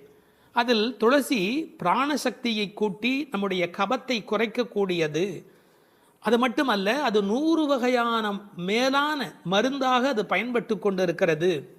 துளசி, கருந்துளசி, செந்துளசி, நாதுளசி என்று 4 வகையாக அது கிடைக்கிறது. பிராணசக்தியை கூட்டுகிறது என்பதற்காக அப்படியே எடுத்துக்கொள்ளுகிற போது அது முற்றிலுமாக ஒருவருடைய உடலை மாற்றி அமைக்கக்கூடியது. துறவரத்துக்கு போகிறவர்களுக்கு கூட துணை நிற்கக்கூடியது என்று ஒரு குறிப்பு எழுதி வைத்திருக்கிறார்கள். துளசியோடு ஒரு 5 மிளகு வைத்து 3 நாள் சாப்பிட்டால் 3 மாத காலம் ஒரு பெண் அப்படி சாப்பிட்டால் குழந்தை பேர் இல்லாத பெண்களுக்கு வாய்க்கும் என்று எழுதுகிறார்கள். 9 மிளகு வைத்து அரைத்து 7 நாட்கள் வெறும் வயிற்றில் சாப்பிட்டால் எந்த விஷமும் உரியும் என்று எழுதுகிறார்கள். எனவே மருந்தல்ல, மாமருந்தாக விளங்குவது திருத்துழாய். அந்த நாற்றத்துழாய் முடி நாராயணன். திருவடியில் மட்டுமல்ல, அவன் திருமுடியிலும் இருக்கிற மேன்மையும் ஏற்றமும் பெற்றது இந்த திருத்துழாய். அந்த நாராயணன் நம்மால் போற்ற பறைதரும் புண்ணியனால். இந்த நம்மால் என்பதை நம்மால் என்று பிரித்து சொல்வார்கள், நம்மால் என்று சேர்த்து சொல்வார்கள். அதாவது நாம் இப்போது பாடினால் அவன் நமக்கு பறை தருவான், நம்முடைய மால் நமக்கு பறை தருவான். நமக்கு மால் இருக்கும் என்றாலும், மால் என்றால் மயக்கம். சில பேர் சுய மோகிகள், தன்னைத்தானே மோகித்துக் கொண்டு தன்னை பெரிதாக நினைத்துக் கொண்டிருப்பார்கள். அப்படிப்பட்ட குறையுடையவராக இருந்தாலும் கூட அவர்களுக்கு கருணை பாலிக்கிறவன் கடவுளாக மாறுகிறான். நம்மால் போற்றப் பறை தரும் புண்ணியனால், அவன் புகழை பாடிய மாத்திரத்தில் நமக்கு பறை தருகிறான், புருஷார்த்தங்களை அருளுவதற்கு தயாராக இருக்கின்றான். அடுத்து அந்த பெண்ணை அவர்கள் கேலி பேசுகிறார்கள். அப்படிப்பட்டவனை நாங்கள் பாடுகிற போது கூட நீ தூங்கிக் கொண்டிருக்கிறாயே, இது என்ன நியாயம்? பண்டொரு நாள் கூற்றத்தின் வாய் வீழ்ந்த கும்பகர்ணனும். இந்த பண்டொரு நாள் என்பதற்கு நேரடியாக நீங்கள் பொழிப்புரை எழுதினால், முன்பு ஒரு நாள், அதாவது ராமாயணம் முன்னர் நடந்தது. அப்படி முன்பொரு நாள் நடந்த ராமாயண யுத்தத்தில் கும்பகர்ணன் தோற்று விழுந்தான். இது வெளிப்படையான பொருள். ஆனால் ஒரு நயம் இருக்கிறது. பண்டு ஒரு நாள், ராமாயண கதை படித்தவர்களுக்கு தெரியும், ராவணனை போன்றவர்கள் முதல் நாள் போருக்கு வருகிறார்கள், பின்னாலும் வருகிறார்கள். இந்திரஜித்தன் ஒரு நாள் வருகிறான், பிறகு இன்னொரு நாள் வருகிறான். ஆனால் கும்பகர்ணன் ஒரே ஒரு நாள் தான் போருக்கு வருகிறான், அன்றே மாண்டு போய் விடுகிறான். இந்த மிகப்பெரிய வரலாற்று குறிப்பை பண்டொரு நாள் கூற்றத்தின் வாய்வீழ்ந்த கும்பகர்ணன் என்று குறிக்கிறாள். கூற்றத்தின் வாய்வீழ்ந்த கும்பகர்ணன் என்றால் யமனுடைய வாயில் வந்து விழுந்த கும்பகர்ணன். ராமன் கொன்றான் என்று பழி சொல்ல விருப்பமில்லை. ஒருவர் தண்ணீர் குடிப்பதற்கு ஏரி வெட்டி வைக்கிறார், அதில் வந்து ஒருவர் விழுந்து விட்டால் அது ஏரி வெட்டி அவருடைய தவறா? அது மாதிரி தயரதன் பெற்ற மரகத மணித்தடம் ஸ்ரீராமன், அதில் வந்து விழுந்து இறந்தவன் கூற்றத்தின் வாய்வீழ்ந்த கும்பகர்ணன் என்று நயம்பட பேசுகிறார். 6 மாதம் தூக்கமுடையவன் அவன், தோற்றும் உனக்கே பெருந்துயில்தான் தந்தானோ. தோற்றவர்கள், வெற்றி பெற்றவர்களுக்கு ஒரு பரிசு தர வேண்டும். அப்படி கும்பகர்ணன் தோற்றவன் இந்த தூக்கத்தை இவளுக்கு பரிசாக கொடுத்து விட்டு போயிருக்கிறான். கும்பகர்ணன் இவளோடு போட்டி போட்ட போது இவள் வெற்றி பெற்று விட்டாளாம். அந்த கேலி பேசுகிறார்கள், தோற்றும் உனக்கே பெரும் தொழில்தான் தந்தானோ. சோம்பல் எல்லா நோய்களுக்கும் மகப்பேறு மருத்துவ மறை. ஆங்கிலத்திலே என்தூசியாசம் என்று ஒரு வார்த்தை சொல்கிறார்கள். அதை பற்றி ஆழமான பொருள் சொல்லுகிறவர்கள், என்தூசியாசம் என்றால் உற்சாகம் என்று மட்டும் பொருள் அல்ல, இறைமையில் நிறைந்தவர் என்று ஒரு பொருள் கொள்ளுகிறார்கள். எனவே சோம்பல் இறைநிலைக்கு எதிரானது, உயிர்ப்பு இறைநிலைக்கு அடையாளமானது. நீ இப்படி கும்பகர்ணனை போல் தூக்கத்தில் இருக்கிறாயே, நீ அனந்த நிலையில் இருக்கிறார், அதாவது தூக்கமும் இல்லை விழிப்பும் இல்லை, அந்த நிலையில் இருக்கிறாய், ஆற்ற ஆந்தல் உடையாய். ஆனால் நீ யார்? எங்களுக்கு அரும் கலை. நீ வந்தால் எங்கள் கோஷ்டிக்கே பெருமை, எங்கள் கோஷ்டியே ஒளி வீசக்கூடியது, எங்களுக்கு நல்ல அணிகலன் நீ. தேற்றமாய் வந்து திரவேலோர் எம்பாவாய். தேற்றமாய் என்றால் படுத்த நிலையிலேயே அப்படியே எழுந்து வெளியிலே வந்து விடாதே. அதுக்கு ஒரு உரை சொல்வார்கள், வால்மீகத்திலே இலக்குவனை பார்க்க தாரை வந்த மாதிரி வந்து விடாதே, நீ உன்னை அழகுபடுத்தி கொண்டு திருத்தமாக வர வேண்டும் என்ற குறிப்பை அருங்கலமே தேற்றமாய் வந்து திரவேல் என்று பாடுகிறார்கள்.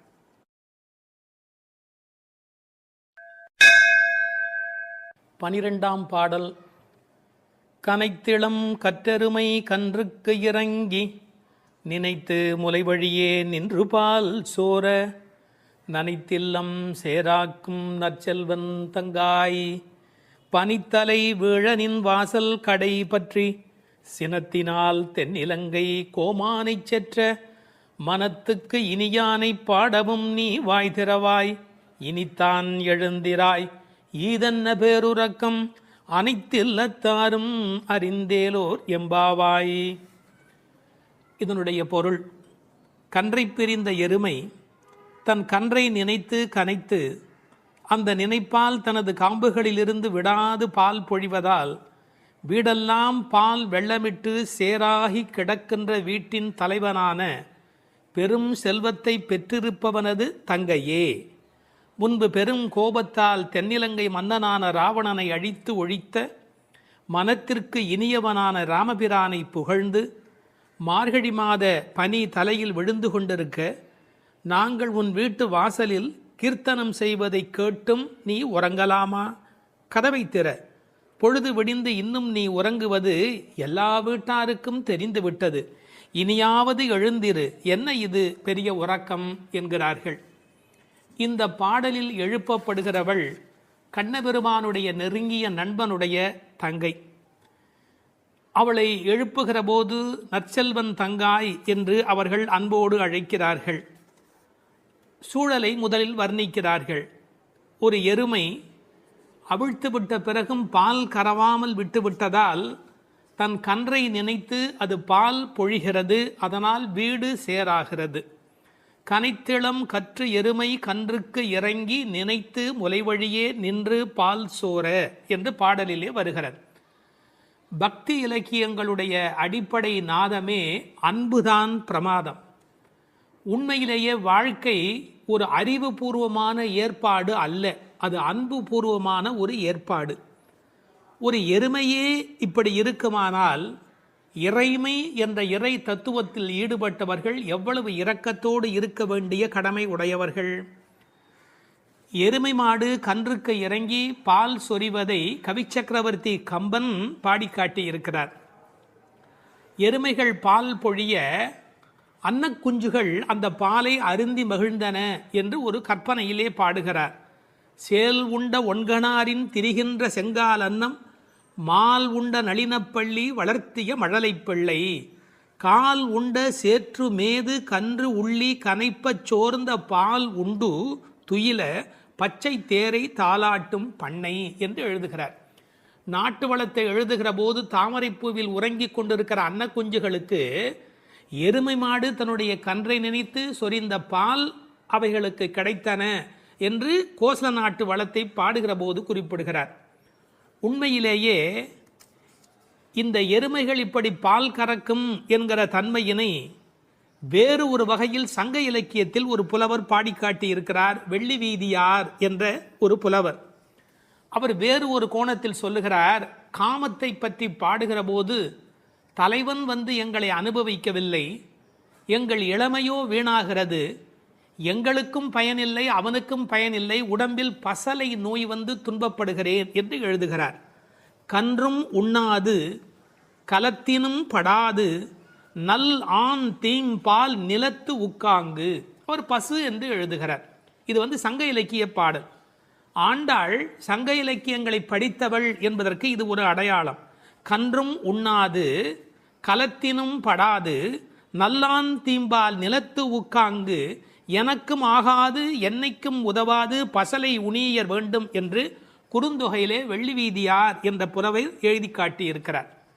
இன்னொரு கோணத்திலே பார்க்கிற போது வியாக்கியானம் பண்ணினவர்கள் எருமை மாடு கன்றை நினைத்து படுகிற பாட்டை சொல்லிவிட்டு எருமைகள் கரவாவிட்டால் படும் பாடு இந்த பெண்கள் கோபியர் சொல்லுகிறார்களா என்ன, அனைவரும் எருமை படுகிற பாட்டை நாங்கள் அல்லவா உன்னாலே படுகிறோம் என்று கண்ணனுக்கு புரிய வைக்கிறார்களாம். எனவே கனைத்திளம் கற்றெருமை கன்றுக்கு இறங்கி நினைத்து முலைவழியே நின்று பால் சோர. சென்ற பாடலிலே பால் கறப்பதை பற்றிய குறிப்பு வந்தது. கற்றுக்கறவை கணங்கள் பல கறந்து என்று வரும். இந்த பாடலிலே பால் கறவாமையை பற்றிய குறிப்பு வந்தது. அப்படியானால் எது உண்மை? இப்படி எடுத்துக்கொள்ள வேணும். பக்தி யோகத்தில் ஈடுபட்டிருக்கிற தன்மையினை இந்த பாடலும், கர்மயோகத்தில் ஈடுபட்டிருக்கிறவர்களை பற்றிய குறிப்பை அந்த பாடலிலும் ஆண்டாள் குறிப்பிடுகிறாள் என்று பொருள் கொள்ள வேண்டும். நற்செல்வன் தங்காய், சிறந்த செல்வமுடையவனுடைய தங்கையே. அவன் எப்படி நற்செல்வனாக இருக்கிறான்? கண்ணனுடைய மிக நெருங்கிய நண்பன் ஒருவன். அதை ஆழ்வார் பாடுகிற போது சொல்லுகிறார். பெரியாழ்வார் திருமொழியிலே சுரிகையும் தெரிவில்லும் செண்டுகோலும் மேலாடையும் தோழன்மார் கொண்டு ஓட ஒரு கையால் ஒருவன் தன் தோளை ஊன்றி. கண்ணன் எப்போதும் யாராவது ஒருத்தனுடைய தோளை அணைத்தபடி இருக்கிறானா? அப்படி ஒரு கையால் ஒருவன் தன் தோளை ஊன்றி. எனவே கண்ணனுடைய மிக நெருக்கமான நண்பன் அவனை விட்டு வராமையினாலே அவன் வீட்டு எருமை கறவாதபடி போயிற்று என்று பொருள் கொள்ள வேண்டும். தமிழிலே மாடு என்பதே செல்வத்தை குறிப்பது. எனவே அந்த மாட்டின் பெருஞ்செல்வம் உடையதால் நற்செல்வன் தங்காய் என்று பொருள் செய்தார்கள்.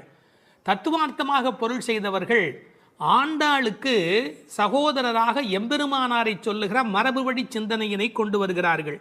பெரியாழ்வார் பெற்றெடுத்த பெண் பிள்ளை வாழியே, பெரும் புதூர் மாமுனிக்கு பின்னானாய் வாழியே என்று ராமானுஜருக்கு தங்கையாக ஆண்டாள் பேசப்படுகிறாளே.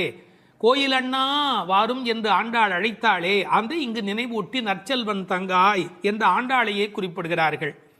அது மட்டுமல்ல, கைங்கரிய லக்ஷ்மி அதுதானே செல்வம், இந்த உலகத்தில் பகவானுக்கு செய்கிற சேவையே பெரிய செல்வம் என்று வேறு ஒரு கோணத்திலும் இதற்கு உரை எழுதுவார்கள்.